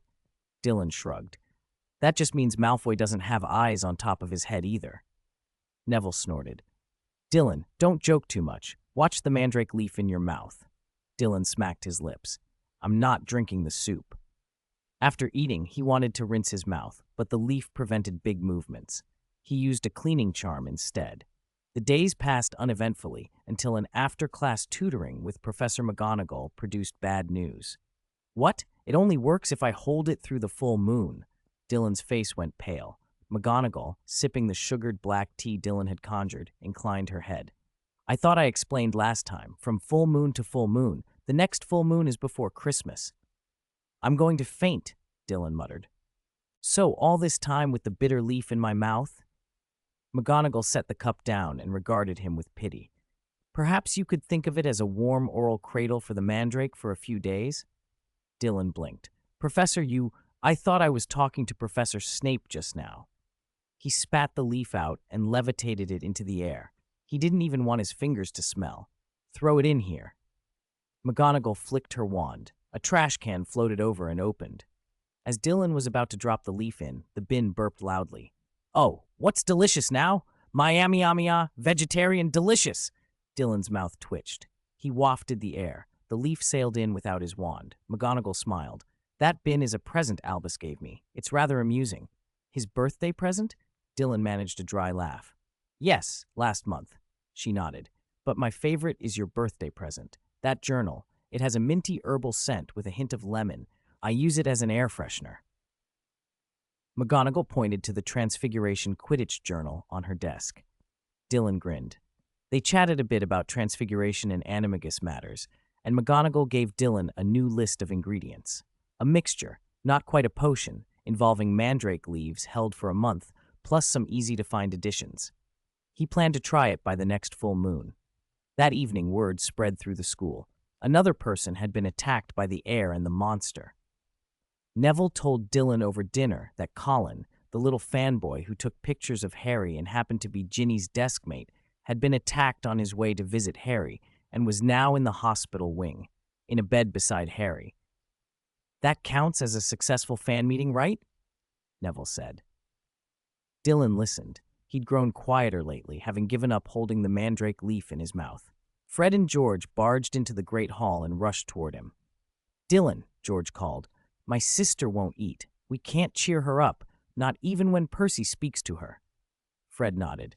Do you have any idea how to get Ginny out of her room? She's shut herself away. Dylan blinked. What's wrong with Ginny? They explained. After Madame Norris was petrified, Ginny had been shaken. Now Colin had been attacked and she'd been freaked out. George and Fred had tried everything, prank items, jokes, but she wouldn't respond. Dylan suggested coldly, maybe she was just humoring you before. The twins froze. You mean she didn't like our stuff at all? She was just putting up with us? That can't be, Fred and George protested indignantly. After a few punched-up declarations, they collapsed into theatrical despair, blaming Ginny for being an actress. Dylan suggested they let Ginny visit Harry. Maybe seeing him would help. No way, said Fred. His arm is terrible. She'd have nightmares. Dylan shrugged. Evening came, and somehow the twins managed to persuade Ginny to leave the dorm and join dinner. Dylan didn't pry into the reasons. He had other plans. His parents had written that they'd acquired a large sum again. Dylan wanted to ask what that meant, but seeing the amount, another £1,000,000, he wrote back with fulsome praise for his capable parents. He intended to ask McGonagall for temporary leave to go to Gringotts and exchange the money into galleons. A week later, with the full moon approaching, Dylan lounged in the common room, stroking Coalball. He planned to visit the Forbidden Forest that night to meet Hagrid. He suspected Hagrid would be too trusting to carry such sums. Once Hagrid had been tricked by a gnome out of expensive snacks for the dragon, so Dylan preferred to handle the exchange himself. A group of first years came in chattering about Colin's petrification and what he'd described, a phantom. The twins ran up to Dylan, plastered in strange amulets and trinkets. Dylan, we made a fortune selling these, Fred crowed, 70 galleons apiece. Dylan, still wealthy on his panel, grinned. The twins had hundreds of amulets hung about them. Fred's were rougher with carved symbols. George's were amethyst crystals, fewer but glinting like ornaments. Dylan frowned at the odd runes and asked if they'd carved them themselves. That's what makes each one unique, George said. One of a kind. Fred jumped in. We need you to add some magic, the one you did in our dorm last time. The one that blocks explosions. Fred's eyes gleamed. With your spell, we can demonstrate and sell out. Split the profits 50-50, they begged. Dylan wanted to refuse. Too much work, but he couldn't resist their hopeful faces and their shabby room. Fine, I'll enchant the amethysts. The rest, no, I don't have time. They gaped, then threw themselves at him in gratitude. Good, thank you. Thank your family. Thank your family's family. Stop the nonsense. Take your things and leave, Dylan snapped, scooping up Coalball and heading to his dorm. The twins followed at a respectful distance. He laid the amethysts on his bed. They chimed together. He waved his wand and started with a protego to test, then used a permanency-like charm. His wand traced a practiced arc. A blue aura bloomed, and a faint golden pattern shimmered as the wards sank into the crystals. The amethysts gained a luminous sheen as purple and blue light braided together. It's done? Fred stared. What? That fast? George added. Dylan rolled his eyes. Don't get the impression it's effortless. He warned them the permanency charm couldn't last forever. Once the magic faded, they'd be ordinary stones. I didn't expend a lot of magic on these either. The twins whisked up their wares and took off. Dylan raised his wand half-jokingly and imagined burning them for leaving such a mess, then put the wand away. That night, he put on the shadow ring, used Coalball's ability, and shifted into an umber shadow. He slipped out of Hogwarts and into the Forbidden Forest. He crossed the woods to the cave where he and Hagrid had agreed to meet and summoned Norberta. She'd grown considerably, but the cave was large enough. Hagrid arrived carrying a huge slab of meat nearly as big as he was. He set it down, cut it into pieces, and fed Norberta. You're late, he said awkwardly to Dylan, then apologized. I met a little fellow on the way. Since I hadn't seen it in a long time, I lingered. A little fellow? What could make you delay like that? Dylan asked. Hagrid looked between Dylan and Norberta. A unicorn. It was hurt, close to being done in. If I hadn't been there, you know who might have got it. Dylan's eyes lit. A unicorn? The one Quirrell nearly killed? The one I thought I'd saved? Hagrid nodded. It's better now. The herd's likely been keeping it safe. It looked fine when I found it. Dylan pictured the young unicorn, not small, but young for a creature of its lifespan. After a few months of being sheltered by its elders, it would come out again. He told Hagrid, as always, to keep Norberta secret. If the Ministry discovered, they'd all be in trouble. He didn't want to risk exposing his Karthus all to counter the dragon. When Dylan slid Norberta into his space and took his leave, he didn't go straight back to the dorm. He wandered deeper into the forest and suddenly saw a white figure flit through the trees. He followed, moving through branches and roots until he reached a moonlit clearing. The figure stopped. Dylan stepped forward, thrilled and a little breathless. It was the unicorn he'd saved. Hurry, pay up! No, let me draw some blood, he blurted, half joking and half excited. The unicorn regarded him with quiet stillness.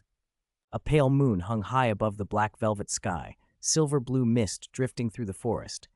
The scent of rotting oak and moss mixed with the damp chill of night dew, condensing into tiny droplets on Dylan's cloak. The unicorn's snow-white mane gleamed in the moonlight. Its long neck bowed slightly, and one front hoof unconsciously crushed a pine cone. Crunch, crunch, the crack sharp in the silence. To learn unicorn, Dylan thought, I'd have to extract and refine another unicorn's living soul. Not worth it. The full moon was near. Light filtered through dense foliage, scattering silver patches across the clearing in the Forbidden Forest. Dylan stepped through a carpet of dead leaves and snapped ferns, leather boots crunching. One human and one beast stared at each other. The unicorn snorted and grunted, apparently trying to tell Dylan something. Dylan couldn't directly understand the language. It wasn't that simple. Rather than extract a unicorn's soul just to learn its language, he mused, I'd be better off capturing a few and keeping them, bleeding them daily. They would all be cursed, of course. Unicorns were sensitive creatures. As Dylan thought that, the unicorn's mane bristled. It trembled, and its silver hair whipped like a waterfall. Nay! It pawed the ground, head raised, eyes narrowed toward Dylan as if questioning his thoughts. An owl hooted in the distance. A few dead leaves spun and drifted between them. Dylan smirked, letting a genuinely innocent smile spread across his face. I was just thinking you lot hide from dark wizards only to be killed later, like before. I happen to have a little space that could become a proper small world someday. Why don't you come live in my space? The unicorn snorted again, white mist puffing from its nostrils, hind hooves digging shallow furrows in the pine needle floor. It blinked at Dylan with wary suspicion. Would this human capture its whole herd and bleed them every day? Nay! Nay! Dylan wasn't sure if the unicorn looked thinner than before. If I could just make one of you my pet, I could understand you telepathically, he thought. He had tried many methods, but hadn't found any scrolls or items that allowed him to contract pets again. Could he cast Imperio on a unicorn? The animal was a pure, powerful magical creature, natural defenses like dragons and stronger resistance to dark magic. Its purity made it hard to control with Imperio. Otherwise, Quirrell wouldn't have killed it directly back then. Voldemort at the time had been weak. Perhaps he'd tried to use Imperio, perhaps not. Dylan worried that if Imperio failed on a unicorn, he'd lose the chance to legitimately draw blood now. The unicorns would become hostile, closing a rare opportunity to obtain large amounts of unicorn blood. He wasn't about to stage an elaborate ruse with Voldemort to save a stray unicorn, nor would Voldemort cooperate with such theatrics. Maybe later, Dylan said to himself. By then, he'd have better ways to get unicorn materials. Nay? The unicorn, sensing him pause, tilted its head and lifted a hoof. Are you going to draw blood? Dylan shook his head, set his scattered thoughts aside, and began unpacking from his space. Disinfectant, iodine, cotton swabs, needles. Nay? When the unicorn saw Dylan pull a syringe as thick as an arm from his pack, its relaxed posture froze and it stomped the ground. Thump! Its eyes widened, pupils contracted, terror and confusion filled its gaze. Dylan coughed, quickly assembling the syringe. He was used to drawing blood from Norberta. Norberta's skin was tough. She was still a juvenile, but thick-scaled. If he had to draw her blood, the syringe would need enchantment just to pierce her hide. Don't be scared of the size, Dylan said, smiling as he stepped toward the creature. It's actually small. Won't take much. You promised before you'd let me draw blood once in a while, he added. How long has it been?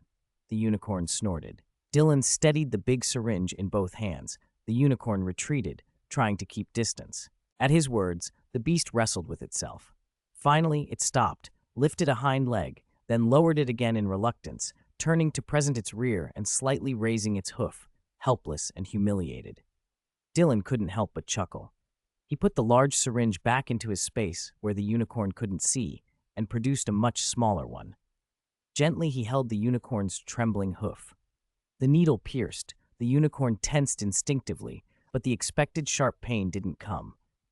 Dylan had switched to a delicate needle. He waved his wand. A soft blue light seeped from the tip, mending the tiny wound. You didn't think I'd take much, did you? That would make me sad. He shook the freshly filled syringe. The unicorn glanced at it. Gratitude displaced its prior fear. Nay! It nudged his shoulder and leaned into him. Dylan stroked the single horn. Can I shave off just a little? Nay! The unicorn pushed its head forward eagerly, urging him on. Dylan smiled and took out a small knife Professor Snape had given him, used for preparing medicinal ingredients, razor-sharp and bound with permanent enchantments to prevent the magic from dissipating. He shaved a tiny sliver of the horn, carefully stored it, and the syringe of blood in his space. Not bad. This will last me a long time. Here. He dropped a handful of pearl grass and crystal radishes with a levitation charm so the unicorn wouldn't need to eat off the ground. Nay, the unicorn ate happily. I'll come back next month on the full moon. I'll bring better food then, Dylan said. The unicorn nodded. Dylan left, pleased with his harvest. He had bought blood and horn and received a few blades of grass and vegetables in exchange, naive but too trusting. The night passed uneventfully. By Saturday, Dylan was up early. After breakfast, he wrote a letter to his parents and asked Luna to send it. He wasn't planning to go home after visiting Diagon Alley. He couldn't predict whether Karthus would cause trouble and didn't want to bring that back to his family. After duties, he went to the Gryffindor common room fireplace, pulled a box of flue powder from his space, grabbed a handful, and threw it into the fire. Diagon Alley! Green flames shot up, and the flue connection opened. Dylan stepped through. The green flame wrapped around him, and with a whoosh, he landed firmly on the other side. He'd mastered flying spells Apparition and Flue use, so the transit felt normal. Diagon Alley was busy. Rather than go directly to Gringotts, Dylan browsed a few shops first, mainly buying pet food. Norberta's appetite had grown. She was devouring more than Coalball. He didn't spend lavishly. He still had to pay for upgrades to his briefcase space. Passing Honeydukes, he smelled sweets but kept going, cast a quick glance at Florian Fortescue's, and headed straight for Gringotts. Inside, the marble halls echoed with coin clinks and ledger scratches. Goblins darted behind counters. Dylan fought the urge to cast 50 Imperios. "You here to exchange money again?" a thin, high-pitched voice asked. A scrawny goblin hurried toward him, nodding in recognition. "Yes," Dylan said with a smile.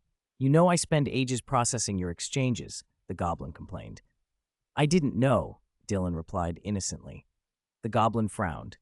"How many galleons this time?" "About 500,000, Dylan said, placing a heavy wooden box with a thud on the counter. "There are about 2.3 million pounds in here. Exchange that for me, please. The rest is for your trouble." The goblin's disdain vanished, replaced by shocked delight. 2.3 million? It seized the box and opened it.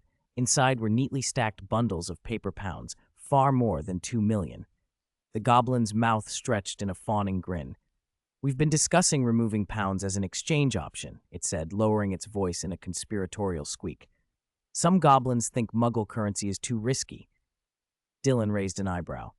"Probably not. If they changed it, the exchange rate would just get worse, 1 to 6 or worse, right?" The goblin froze, then recovered into a greasy smile. "This time I'll exchange at the regular rate for you." "Thank you," Dylan said. Dylan wasn't being generous for generosity's sake. He'd discovered a bug. Any goblin could waive handling fees, but they usually did so only for major clients, because major clients tipped. Fees go to Gringotts, tips go in pockets. Dylan had learned to tip just under the normal fee and get the waiver. He'd picked this thin goblin for its perfect blend of position and temperament, not high enough to get major clients, not low enough to be ignored. Quick and eager. The goblin counted the pounds with nimble, greedy fingers and then said in a high-pitched burst, "No problem, I'll waive the handling fee." Dylan nodded. "I'll come to you next time." The goblin discreetly plucked a small handful from the box and made it vanish. "Wait a moment," retrieving the galleons from the vault. The box floated behind the goblin as it went deeper into Gringotts. Dylan watched its retreating back, eyes narrowed. Goblins had wandless magic, no flicks or gestures needed, unlike house elves. Goblin magic focused on forging and enchantment. Their metalwork carried powerful magic. "I really want to catch a few goblins and study them in my briefcase," he thought. The goblin returned with a heavy money bag, offering it to Dylan with greed in its gaze. "This is a Gringotts money bag." "Of course." Dylan took it, pretending to pour the galleons into a pouch at his waist. While the goblin watched, he silently transferred all the coins into his private inventory. Only he could access it. Nearly 500,000 galleons. It would take ages to pour them out. He emptied the bag, returned it to the goblin, and left with a satisfied smile. Leaving Gringotts, Dylan's eyes narrowed. If Quirrell could attack Gringotts, why can't I? He mused. But he had no plans to assault Gringotts now. This trip was rare. He wanted to head to Nocturne Alley and borrow some galleons from the kindly dark wizards there. As he neared Nocturne Alley, light dimmed and Dylan slipped into the shadows. He pulled a hood up and clicked into Karthus's persona, striding in with height-increasing shoes and a cultivated menace. He soon spotted a would-be thief attempting to rob an unsuspecting passerby, an opportunity. "Imperio," Dylan hissed, sweeping the wand. A red beam struck true. The dark wizard's body stiffened, his malicious eyes went blank. He began to dump valuables, money bags, wands, jewelry, onto the ground, then knelt and kowtowed. Dylan walked over with a smile, cloak swirling. As the robber knelt, the items at his feet vanished into Dylan's inventory. "I saved you. Aren't you going to say thank you?" Dylan said to the stunned victim nearby. "Thank you," the victim stammered. "Too late, you impolite fellow," another dark wizard snapped, trying to take control. "You shall become my servant and learn the path of the lost." "No, wait," Dylan warned, but the man's wand flicked. "Imperio!" His face contorted in horror, then went empty. He, too, prostrated and threw his belongings down. Dark wizards lurking in the alleys, ambush artists stared in disbelief. "Who is he? How dare he use an unforgivable curse on the street?" one hissed. "Karthus, He's Karthus. Damn, why is he here again? Another whispered. How is his Imperio so strong? They had no chance. Why does he do this in Nocturne Alley, not Diagon Alley? I've been staking this spot half the day and caught nothing, someone muttered. Shh. If you talk like that, he might pull your soul out, another warned. One of them saw Dylan's gaze and panicked. He's looking at us. Run! Dylan raised his wand and spoke in a low voice. Sectum Sempra. 50 shimmering, cold blades erupted like a rain of pear blossoms. Dark corners lit up as the blades passed. Cowering wizards shrieked as they were driven out into the open. What the? Why is he attacking us? Imperio! Dylan fired another volley. 50 more. Screams died. One by one, they walked toward Dylan, dropping spoils at his feet. Money bags, enchanted items, bizarre trophies, corpse organs, severed limbs of magical beasts. The pile grew stranger by the second. Dylan's jaw twitched behind his mask. He waved his robe hem and swept useful treasure into his inventory. Then he conjured a blaze of black fiend fire. The useless, fetid remains were incinerated. The controlled dark wizards collapsed into a neat heap, kneeling in a cloud of dust. Dylan looked down at them, and after a pause, decided on theatrics. Remember, he said, voice low and cold beneath the hood, you who wander in darkness yet still pursue wealth and power, I, Karthus, will be the one who shatters it all. Translation: hand over all your ill-gotten gains to me. I want all of them. He spread his hand as if grasping the world. The Chunibyo lines came easier now. He even felt a twinge of enjoyment. The order of this world is rotten. The strong are shackled by cowardice. The struggles of the weak go unnoticed. But I have come. I, Karthus, death itself, the supreme arbiter of shadows. He stretched his arms. His robe billowed. He added a whirlwind charm for effect. In my eyes, your lives are as fragile as ants, but today you are fortunate to be seen by me. What you possess shall be the cornerstone of my world's reshaping. I have become death. I hear the burning revelry. Money is the currency of death. Bring it to me. My pilgrimage has begun. As his words fell, the kneeling wizards rose a fraction and slammed down, chanting, Fool, fool, fool. A ripple tore through space in Nocturne Alley. Figures flashed through the distortion. Auror uniforms, stern faces, wands gripped tight. They filled half the alley and froze at the scene. Dark-robed wizards kneeling before a hooded figure surrounded by piles of gold, silver, jewels, and trinkets. The tableau looked like a cult rite. Dylan noticed the Aurors. He'd hoped to snag them too, but they didn't carry obvious valuables, only wands. He frowned. Aurors shouldn't be this poor, he thought. He turned slowly, hooded gaze cool, and stepped forward. The imperiously controlled dark wizards surged to their feet like a single command, flames igniting in their empty eyes. They charged the Aurors without fear, spells raining black and vicious. The Aurors had to fight back.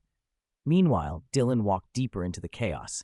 As he passed the piles of treasure, his cloak swept like a shadowy vortex.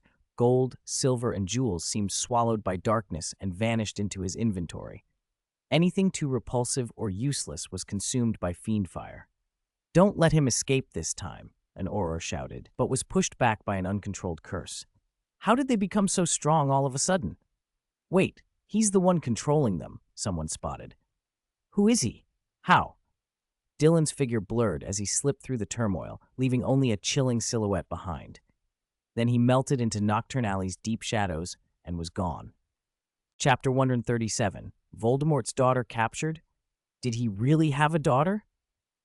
These guys are actually that poor? Dylan sat in Mr. Fukasco's ice cream parlor, eating a cool sundae and checking the gold and silver items he'd confiscated from the dark wizards in his inventory. No wonder they spent all their time thinking about robbery. If they were this poor, they didn't even know how to earn money properly, so he might as well rob them. He counted carefully. He'd hit dozens of people in one go, but it only added up to a paltry 1,000 galleons. What a waste of my heartfelt speech, Dylan thought, rolling his eyes.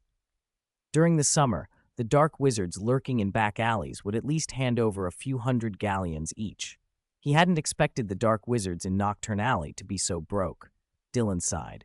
What's wrong? You look down, Mr. Fukasco called from behind the counter. At the moment, Dylan was the only customer. Nothing, Dylan lied. It's just that going to wizarding school costs a lot. There are always materials to buy, and I don't have enough money. Oh, you're worried about money? Mr. Fukasco blinked. If you need some, I can sponsor you. You can pay me back when you're older. Dylan was startled. He remembered learning that Mr. Fukasco was a descendant of Dexter Fukasco, the former headmaster of Hogwarts. Owning a shop outright in Diagon Alley, especially one that didn't need to be leased, meant the family probably had some means. Still, why would Mr. Fukasco offer to sponsor him? Are you serious? Dylan asked. Of course. Mr. Fukasco leaned back and laughed, his chest vibrating with the sound. Why would you sponsor me? I'm happy to help a talented young wizard, Mr. Fukasco said, folding a rag neatly. Besides, I don't have many things to spend money on these days. Are you the only one left in your family? Dylan probed. Mr. Fukasco shook his head. No, I have a daughter. She attended Hogwarts before, but she and I don't have a close relationship. She lived with her mother. You have a daughter? Dylan's eyes widened. He's surprised? Mr. Fukasco chuckled. She's very independent.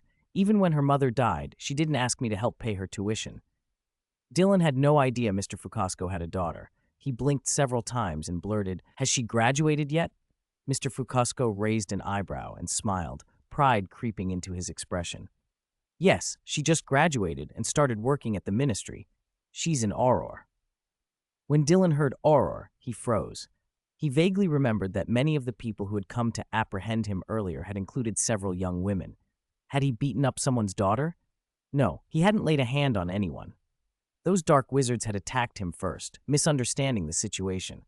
Relieved, Dylan smiled at Mr. Fukasco with renewed energy. That's amazing, to join the ministry and become an Auror straight out of school. Your daughter must be exceptional. He praised Mr. Fukasco warmly, then shifted the topic. So, how much are you willing to sponsor me? Perhaps 10,000 galleons? Mr. Fukasco said, stroking his chin. Only 10,000? Dylan clicked his tongue. You're generous to offer 10,000 to a stranger like me. But sir, the materials I need often start at tens of thousands of galleons, Dylan added. Tens of thousands? To start? Mr. Fukasco's eyes widened. What materials could cost that much? Even if you wanted dragon liver. Dragon liver is only 17 sickles an ounce. You can get it for a galleon, Dylan corrected. Mr. Fukasco gaped. After a moment, he asked slowly, So, do you still want it? Dylan nodded. If you're willing to sponsor me, even 10,000 galleons, that's a generous gift. Mr. Fukasco made a sound and then gave in. You don't have to rush to pay me back. Pay after you graduate. He bent, produced a bulging money bag from behind the counter and smiled at Dylan. Here, take it. Dylan flicked his wand and levitated the bag toward him. Even with the undetectable extension charm on it, he could feel the weight. Thank you very much, he said. It's not small. It'll cover my immediate needs. Mr. Fukasco shrugged. I wanted to know what it felt like to spend money on someone. My daughter never asks me for anything. This doesn't feel as good as I expected. Dylan blinked twice, realizing he hadn't provided enough emotional payoff. He brightened.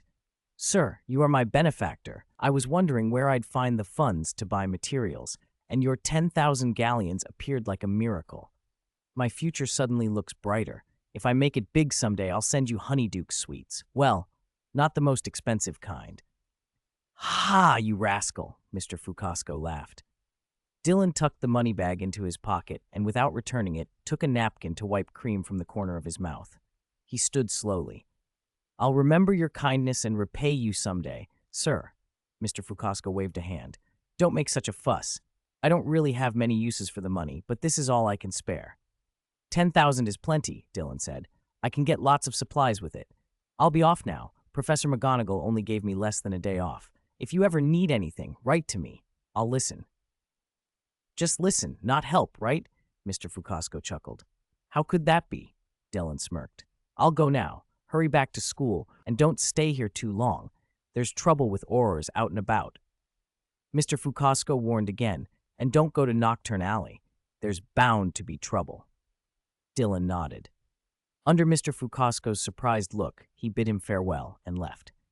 He hadn't expected to come in for ice cream and walk out with a free sundae and 10,000 galleons. In the wizarding world, that was no small sum. Basic living expenses for a typical wizarding family were 2,000 to 3,000 galleons, barely enough to get by. A decent broom could cost as much as a family's long-term budget. Diagon Alley was full of Aurors, searching with serious expressions, but Dylan paid them no mind. A couple of Aurors questioned him briefly, but when he said Professor McGonagall had given him leave to exchange money at Gringotts and buy materials for experiments, they let him be. As he passed two Aurors, he overheard them talking. Vera caught a dark wizard, and she's a witch. She seems to be one of Carthus's followers. Could it be Delphine, the one who claims to be from the Lestrange family? Ever since that guy called Fool appeared, this person started promoting the name Fool Carthus. The Lestranges don't seem to recognize her. I'm not sure, but Carthus showed up again. I heard Vera said the witch rushed in and helped those dark wizards fight us. She hit hard, almost injuring Linkley and the others. Tsk. Vera may have just graduated, but she's powerful. I think she'll be promoted soon. Who knows? Still, Carthus got away again. How does he control so many people at once? It reminds me of... Shh! Don't say that name. Their voices cut off. Dylan's pace slowed. Delphine? He hadn't watched the whole Harry Potter saga, but he remembered Delphine as a later character who tried to harm Harry Potter and Ginny's child. That storyline was controversial, and some fans didn't even consider it canon, because Delphine was said to be the child of Bellatrix Lestrange and Lord Voldemort. No way. Voldemort had a daughter? Calculating the timeline, if that were true, Delphine would have been born before Voldemort's death and after Bellatrix was imprisoned in Azkaban. So their daughter would be without parents and unsupervised, an easy target to be recruited by someone like Carthus. Could it be a coincidence of names? Possibly, but the woman claimed Lestrange heritage and used the Lestrange name to recruit and brainwash dark wizards on behalf of Carthus. That would make it more likely she really was Delphine.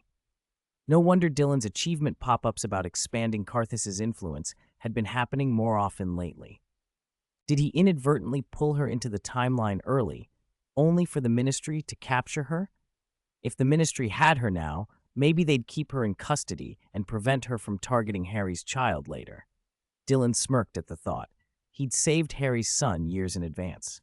Of course, Delphine had attacked Aurors and nearly injured someone, but the reports suggested she hadn't seriously harmed anyone.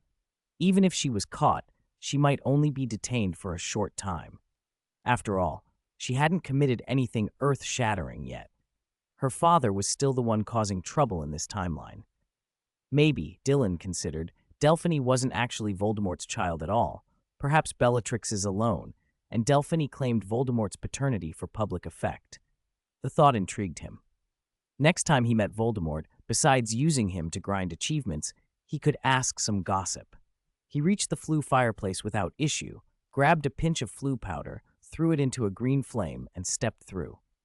The space warped, and he returned to Hogwarts, straight to the Gryffindor common room.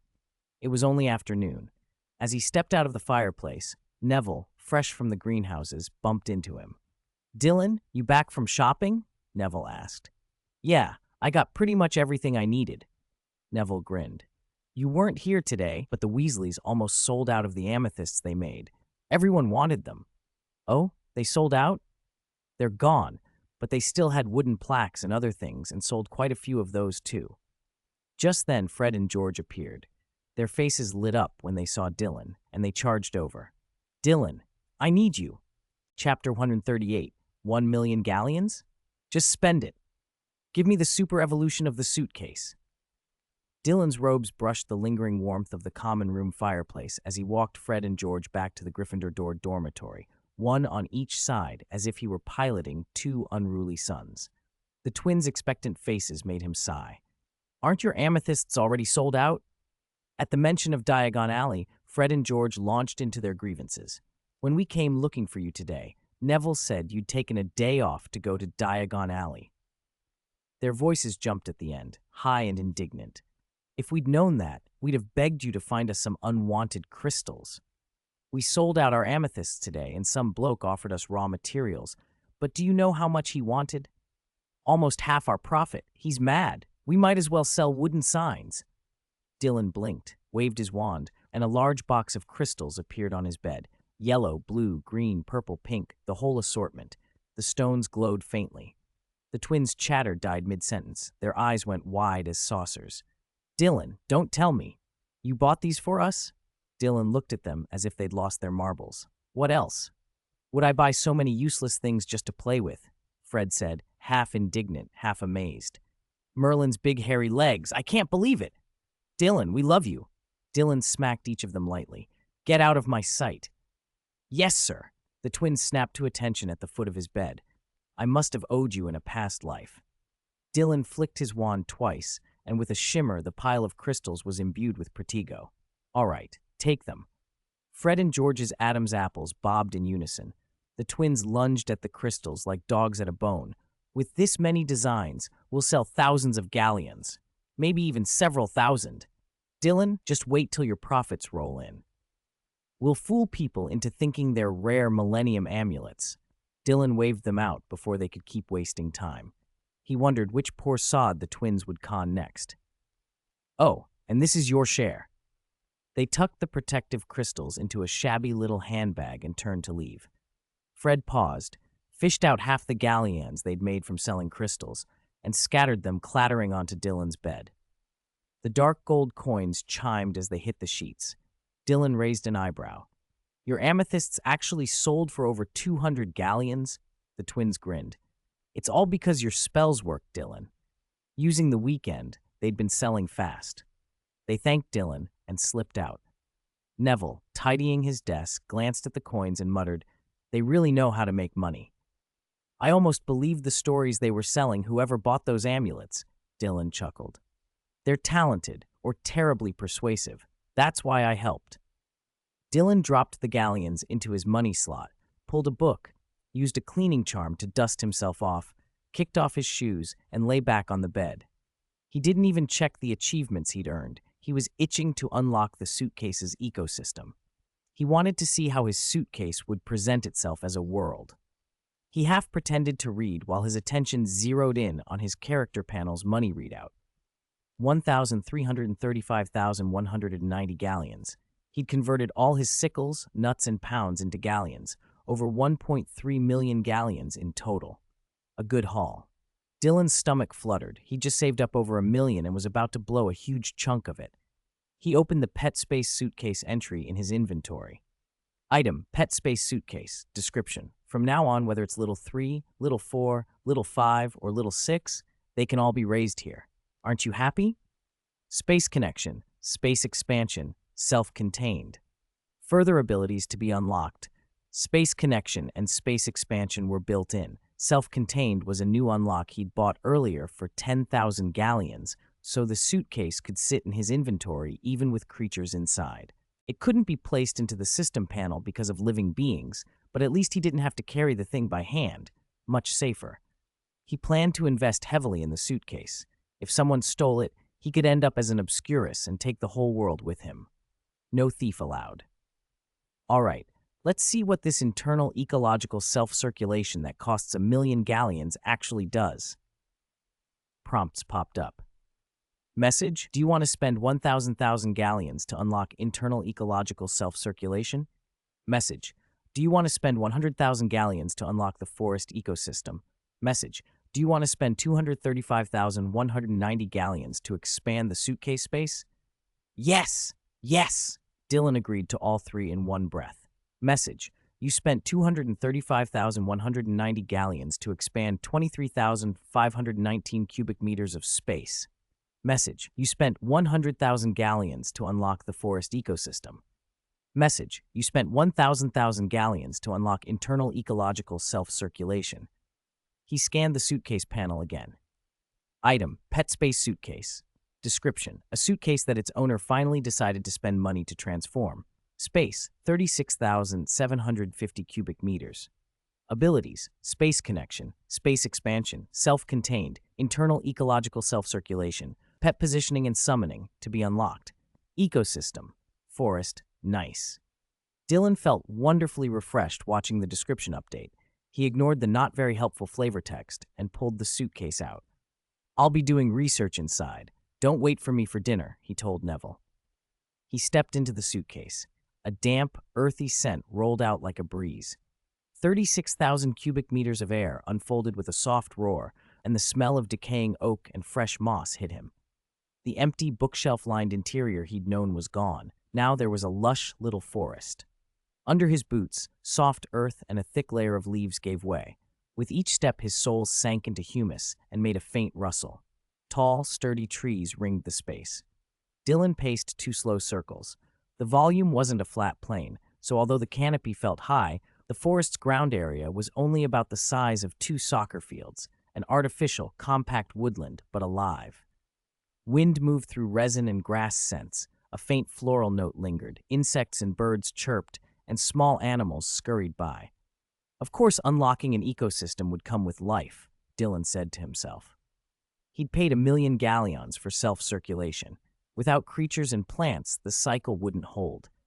And as he'd keep expanding the space with money, the ecosystem would grow with it. The suitcase's self-circulation would let him influence ecosystem borders and divisions. He felt a little like a creator. The money felt worth it. In a corner of the forest stood a small hut Dylan had built with spells, filled with a lab bench, spider enclosure, and the books and shelves he'd stored before. The suitcase had avoided building over his stuff, so that center area was now a corner. Convenient, actually. He glanced up at the canopy. The suitcase's sky was a vast white expanse. No sun, no moon, just light. How did the ecosystem get by without sunlight? Then he noticed the light felt like perpetual twilight, a dim, even glow regulated by the space itself. Pulling up the panel again, he scanned unlockable abilities until one caught his eye. Ability to be unlocked. Fully automatic real sunlight. Sun. Unlock price 10,000 galleons. Dylan's jaw dropped. 10 million. Where on earth would he get that? You expect me to rob Gringotts? He closed the panel, then reopened it and found another. Ability to be unlocked. Fully automatic real moonlight. Unlock price 2,000 galleons. He nearly choked. 2 million? He had briefly misread it as 20 million. Why was moonlight so much cheaper than sunlight? He wondered if the system had some celestial bias. In any case, neither option was affordable now, and with internal self-circulation, the forest already had light tailored to its size. Sun and moon would only become necessary once the suitcase grew huge, big enough to be its own world. He shrugged and closed the panel. He summoned Coalball and Norberta. Because the pet space and suitcase were linked, he let them in through the suitcase's spatial passage. The air shimmered and a gap opened. A small head popped through first, Coalball, its ears pricked. A larger head followed, Norberta, breathing out warm mist. The 2 creatures peeked, saw Dylan, and lit up. Coalball's tail shot up and it dove through the crack, only to have one front paw sink into the soft earth and wobble as it landed. It paused, then scrambled toward Dylan and leapt up onto his shoulder, clutching his collar with tiny claws. Are you hungry? I'll feed you in a bit, Dylan told it, hooking a finger under Coalball's chin. Coalball purred a sticky, happy noise and rubbed its head against Dylan's cheek. Norberta descended more carefully than before. Dylan had finally taught it not to crash everything with its landing. The draconic creature licked Dylan's cheek, leaving a smear of drool. Dylan wiped it off with a quick charm. Uncle Hagrid gave me lots of meat yesterday. It's not top quality, but I also bought canned food. I'll mix it for you later, he said, patting Norberta's neck. Norberta whooped in response.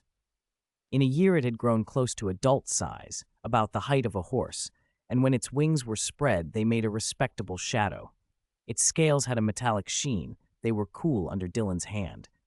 Norberta rubbed its head against him and made a low, contented sound. This is the new world I made for you two. You like it? Dylan asked. They looked around. Norberta's large eyes blinked in surprise. Coalball's ears lifted and its pupils widened. Go run around and play, Dylan told them, but don't eat any of the small creatures. Before he'd finished, Coalball blurred into a shadow and darted between trees, leaping across trunks, darting through underbrush and sending a flurry of birds into the branches. Moo, moo, moo, it cried, then waved a paw at Norberta. Norberta looked back at Dylan, who nodded. Go on. It's not a huge area, but you can fly properly again. You've been cooped up too long. Norberta gave an excited cry, flapped its wings hard, and took off. Whoosh! Gusts of wind raged through the trees. Dylan's hair went every which way. He raised his wand and with a single charm calmed the gales. Norberta circled above, a little cramped but gleeful, every wing beat stirring leaves. It flew close now and then, peering down at Dylan as if to share its excitement. Dylan watched them, smiling like a proud parent. He'd worked hard to earn money so his pets could live well. What else mattered? Don't run too far, he called after Coleball. And you, watch the branches. Chapter 139. Is this an achievement? Am I Cthulhu? Who is the Dementor? It's time to bring in some creatures, so there'll be more blood to drain. Dylan stood at the edge of the small wood, thoughtful. He let Coleball and Norberta romp by themselves and went back into the little house. He used a control spell to loosen up a bunch of small spiders and cockroaches and sent them scuttling into the trees. He also unlocked the cages holding the Cornwall pixies. Don't mess with my stuff while I'm gone, or I'll shove your heads up your mates' asses, he said calmly. He'd already extracted the dying soul of one Cornwall pixie, and with the help of the Soul Bob tongue spell, learned their language. The blue pixies had seen what he was capable of and didn't dare be clever. With his permission, they scattered into the forest. A few that looked half dead he kept aside for experiments, materials for his putreflorifera, but the rest were released. Letting them live in a natural environment would boost their breeding rate. He even considered slipping them something to make them multiply faster. They weren't particularly valuable, but they made excellent test subjects for now. I still need to catch a few acromantulas from the Forbidden Forest when I have time, he muttered. But the space is too small. I need to save up and upgrade it, expand it to at least 100,000 cubic meters before it's even worth calling a proper habitat. Satisfied with the plan, Dylan put out food for his two pets, an iron box and a large steel basin, and called them to eat. He warned them to be rough with the Cornwall pixies, but not to kill them. Then he left the suitcase space. Evening was coming down, his stomach growled, and he headed to the dining hall for a proper meal. The full moon would be up soon, and he'd have to go out again, so he planned to eat well. Back from the dining hall, Neville walked with him. Neville ate slowly and lingered, so they chatted while Dylan finished and then returned to the dormitory together. In his bed, Dylan used a cleaning spell, burrowed into the covers, and checked the achievements he'd unlocked on his trip to Diagon Alley. Achievement: Public Display of Evil. Description: Your followers already ring bells for you. It's time to put on a public display of evil. Requirements: Possess Initiates, 100-100, Fanatics, 10/10, Apostles, 1/1. Reward: Fool's Demeanor plus 10, Demon Lord's Demeanor plus 10, Authority Wand. Achievement: Dark Supernova. Description: Your name is spreading like wildfire. Requirements: Your established name is recognized by the Ministry of Magic and the Wizarding World. Reward: Max level random dark arts plus 1 achievement. Ministry of Magic's Fury. Description: You fooled the Ministry twice and made them truly furious. So what? Requirements: Incite the wrath of high-ranking Ministry officials. Reward: Portable Magic Library. Achievement: I have a world. Description: It's small, but the ecology is self-sustaining. Why not call it a world? Requirements: Possess a small world. Reward: Goblin Tribe plus 1. Dylan scanned the rewards. Unlike the previous Cuckoo given max-level dark arts, this set had a lot of physical items. He paused, then claimed the max-level dark arts reward. The space around him blurred. He found himself standing in the center of a fetid swamp under a black sky. The wind tore at his robe, choking rot hung in the air. Dementors drifted in and out of sight around him. Dylan raised his wand. Its tip glowed faintly against the ink darkness. He spoke a low, oppressive incantation. A black mist rose up from his feet and wrapped around him, speckled with faint, dark red pinpricks that pulsed like eyes. The aura radiating from him grew colder and more terrifying until it felt as if countless real eyes had opened around him, scanning. The Dementors that had been slouching nearby began to panic.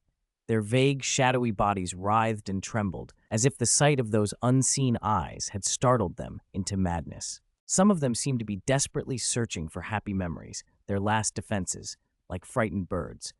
Just before the illusion dissolved, Dylan thought he glimpsed silvery white things clinging to the Dementors. The message popped up in his head. System message: Congratulations! You have mastered the max-level spell, Erebus Nexus, Evil Eye Cthulhu. Huh? I became Cthulhu? Dylan blinked. The spell made no logical sense to him. Had those Dementors gone insane when they saw him? Were they trying to cast Expecto Patronum at the end? He frowned. Who was the Dementor here? And system, can Dementors even cast Expecto Patronum? Is this just your random spectacle? He rolled his eyes and checked the next reward. Authority Wand. The name sounded grand. He added the Authority Wand to his inventory and read its description. An ostentatious wand, more like a scepter, made from ancient dragon bone, 47.2 inches long, useful as a walking stick. It could cast powerful illusions, Dragon Spectre, Mountain of Corpses and Sea of Blood, Bloody Throne. A note hinted that something might later enhance the wand. Illusions, then, Dylan muttered. Useful for show, not for a normal wizard's wand. He suspected most of his rewards were for alternate account theatrics. He scowled at the thought. Next, he claimed the portable magic library and read the cheerful description. Outwardly a large wooden bookshelf, but internally vast. Books entered would be cataloged, and the shelf would expand automatically. Think of a title, author, or keyword, and the book would fly out.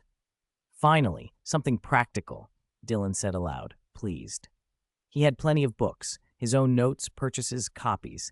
A portable library with instant retrieval would save him hours hunting through the item bar or worrying about space in his pet suitcases. He pulled the library into his item bar with a genuine smile. The last reward, Goblin Tribe +1. Dylan chuckled. If these were the same goblins as Gringotts, that could be interesting, or they could be little more than savage stick-wielders. He shrugged, put on his clothes, grunted to Neville, and stepped back into the suitcase space. The interior of the habitat had dimmed. Its time tracked the outside world. Coleball and Norberta lay dozing in a clearing, tails flicking lazily when they saw him, but neither came over. Dylan smirked, though he'd meant to ignore them. The Cornwall pixies scattered out of his path as he walked. He found a good spot and summoned the goblin reward. A rift tore the air open, and a dozen green-skinned creatures spilled out. Short and squat, with rough, bumpy dark green skin and pointed ears, they looked like crude cousins of Gringotts goblins. Their pea-sized eyes shone with hunger and bloodlust. Each gripped a massive wooden club embedded with sharp stones and rusty nails. They hopped and howled in gurgling cries as soon as they appeared. They're noisy, Dylan observed, calm as ever. He pointed his wand at the loudest one. Avada Kedavra. A streak of emerald light struck the goblin. It stiffened, fell without a sound. Dylan flicked his wand again. Soul Bob Tongue. A pale light eased from the corpse and folded into Dylan's mind. He felt a strange impression flash across his vision. Then he continued without pause. Putreflorifera, rotten flower. A black blossom erupted from the dead goblin with alarming speed. Its ink-dark petals unfurled while the corpse shriveled and fed the bloom. Dylan plucked the flower and pocketed it. The other goblins trembled and bowed their heads. Listen, Dylan said, letting his voice cut through the clearing. If anyone here causes trouble, destroys things, crushes a flower, or kills any creature, that will be your fate. He tossed chunks of raw meat to them. They wanted to rush, but with him standing there, they cowered like chicks. Eat, you disgusting mongrels, he snapped in their language.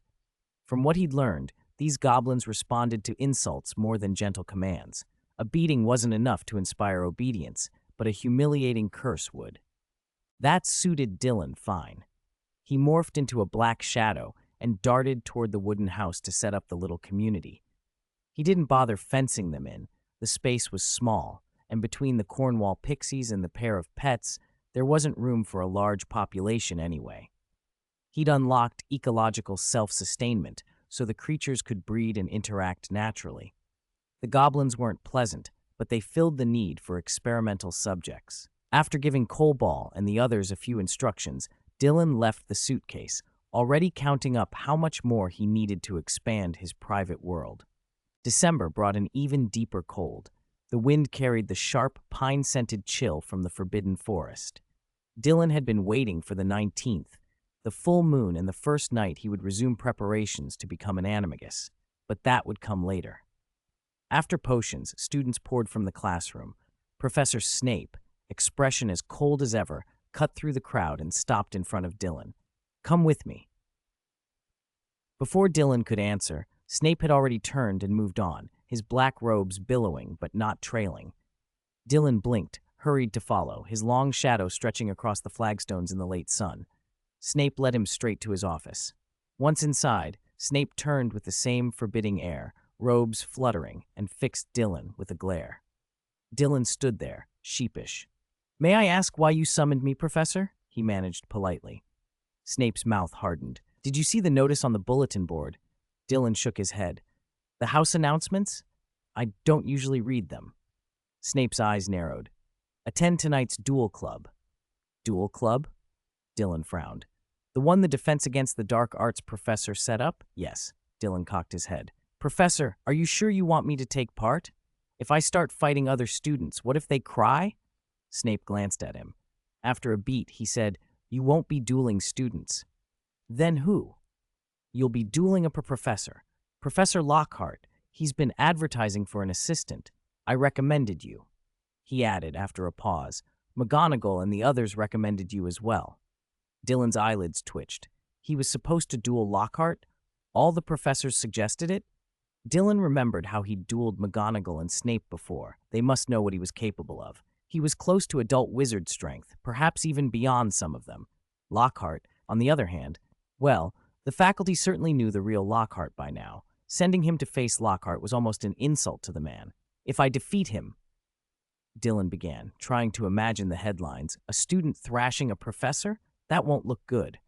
Snape's expression did not change. "Don't worry, I'll be there to patch him up." Relief flooded Dylan. Lockhart had no real power. A careless strike could cripple him. He didn't want the blame if Lockhart couldn't handle a spell. "Understood, Professor." "Do not hold back," Snape went on, voice clipped. "You will be facing the Defense Against the Dark Arts professor personally, invited by the headmaster. His repertoire and brutal experience aren't things a student should try to match, so use everything you have." Dylan swallowed. What had Lockhart done to earn Snape's scorn? Still, "use everything" sounded dangerously permissive. He imagined unleashing a storm of killing curses. He imagined Dumbledore having to summon Fawkes the Phoenix to rescue Lockhart. He imagined a very awkward meeting in the headmaster's office. He controlled himself and nodded. "I understand, Professor." Snape allowed, almost imperceptibly, the corner of his mouth to soften. "Let us eat. Your stomach sounds louder than a troll in the corridor." Dylan, embarrassed, smiled. "It's the only part braver than I am." They left together. After dinner, Dylan went back to the dormitory to read and to check the contents of his suitcase. He'd been worried about the new batch of goblins he'd acquired. They weren't like proper goblins, more distant cousins, not particularly bright, and had been trying to harm small animals in the forest. He'd taught them a harsh lesson with the Cruciatus curse. They were much more obedient now. By nearly 8, he left the dorm and made his way back to the Great Hall. He almost thought he'd come to the wrong place. The hall had been transformed. Hundreds of candles floated above, brighter than usual and oddly garish, illuminating the ceiling more than the room below. The long house tables had been removed and replaced by a narrow raised platform, long and thin, like a fashion catwalk. It was gilded and overdecorated in a way that looked flashy and tacky. Students from all houses ringed the platform in numbers. Lockhart drew a crowd wherever he went, supporters, gawkers, and those who couldn't wait to see him humiliate himself.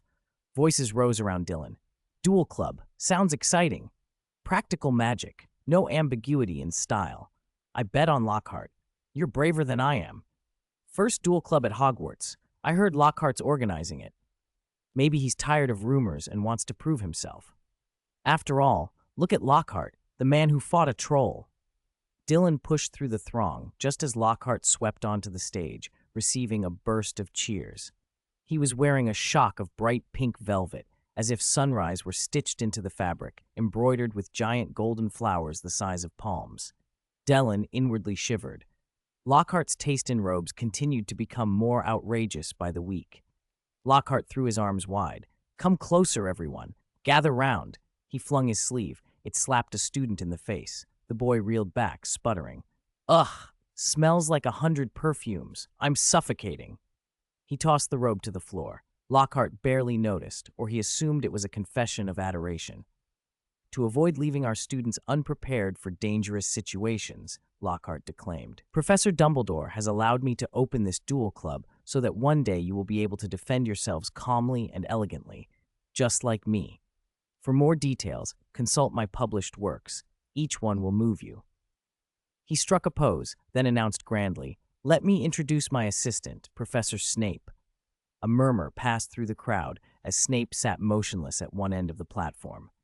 Lockhart went on, "And he has generously recommended his proud pupil, Mr. Dylan Hawkwood. Come to the stage." Gold dust fell from the cuffs of Lockhart's robes and twinkled in the candlelight. A Hufflepuff nearby sneezed. Dylan moved forward as all eyes swung to him. "Oh, Mr. Hawkwood, don't be nervous. I won't hurt you," Lockhart said with a practiced, sugar-sweet smile, misreading Dylan's unfocused look as fear. Dylan was actually glancing at Snape to see his reaction. Snape looked unbothered. At most, his chin was tilted up a fraction. That was all. "Come, child, come," Lockhart urged. Once on the stage, Lockhart grabbed Dylan's shoulder, patted him twice, and shoved him to a marked spot. "Stand there. Professor Snape says you know dueling etiquette." Dylan steeled himself and faced Lockhart. They raised their wands at chest height and bowed. Dylan performed a clean, precise dueling bow. Lockhart made a showier, uncertain display, lots of flourishes before a half-hearted bend. "Okay," Lockhart sighed, standing up straight and looking out at the crowd. "I'll count to 3, and then Mr. Hawkwood and I will cast a spell simultaneously. Don't worry, I won't use anything that could fell a troll. And you, Mr. Hawkwood, do not hold back. Cast as you please." Dylan raised his wand silently. Lockhart did the same. 3, 2, 1. Dylan flicked his wand and spoke, "Sectum Sempra." He didn't need to mouth it. His skill with the spell was high enough to cast silently, but he wanted Lockhart and everyone watching to hear. Space seemed to tear. A thin, wavering line of power sliced through the air and struck Lockhart. There was a wet, metallic sound. A spray of blood burst from Lockhart's chest. Students in the front row caught the scent and grimaced, reminded of the potions lesson with fire salamander blood earlier that day. A long, ragged gash split diagonally from Lockhart's left shoulder to his right hip. His shirt shredded, crimson poured down, shocking against his pale skin. The wound's drama was almost theatrical. Blood spread like a smear of raspberry jam across fabric. Lockhart screamed. He crumpled to his knees and then collapsed altogether, convulsing with pain. He tried to raise his wand, but the agony bent him double. Dylan had not wanted to kill or permanently maim. The instant the spell hit, he eased it off. The cut was gruesome in appearance but superficial. No bones were broken. The worst was blood, and a deep-looking, but not lethal, laceration, something that a counter-curse could clean up in moments. Yet Lockhart lay on the floor, screaming and clutching his wand, and did not attempt to cast a healing spell. His protests grew more frantic, the kind of performance that drew a mixture of horror and impatience from the watching students.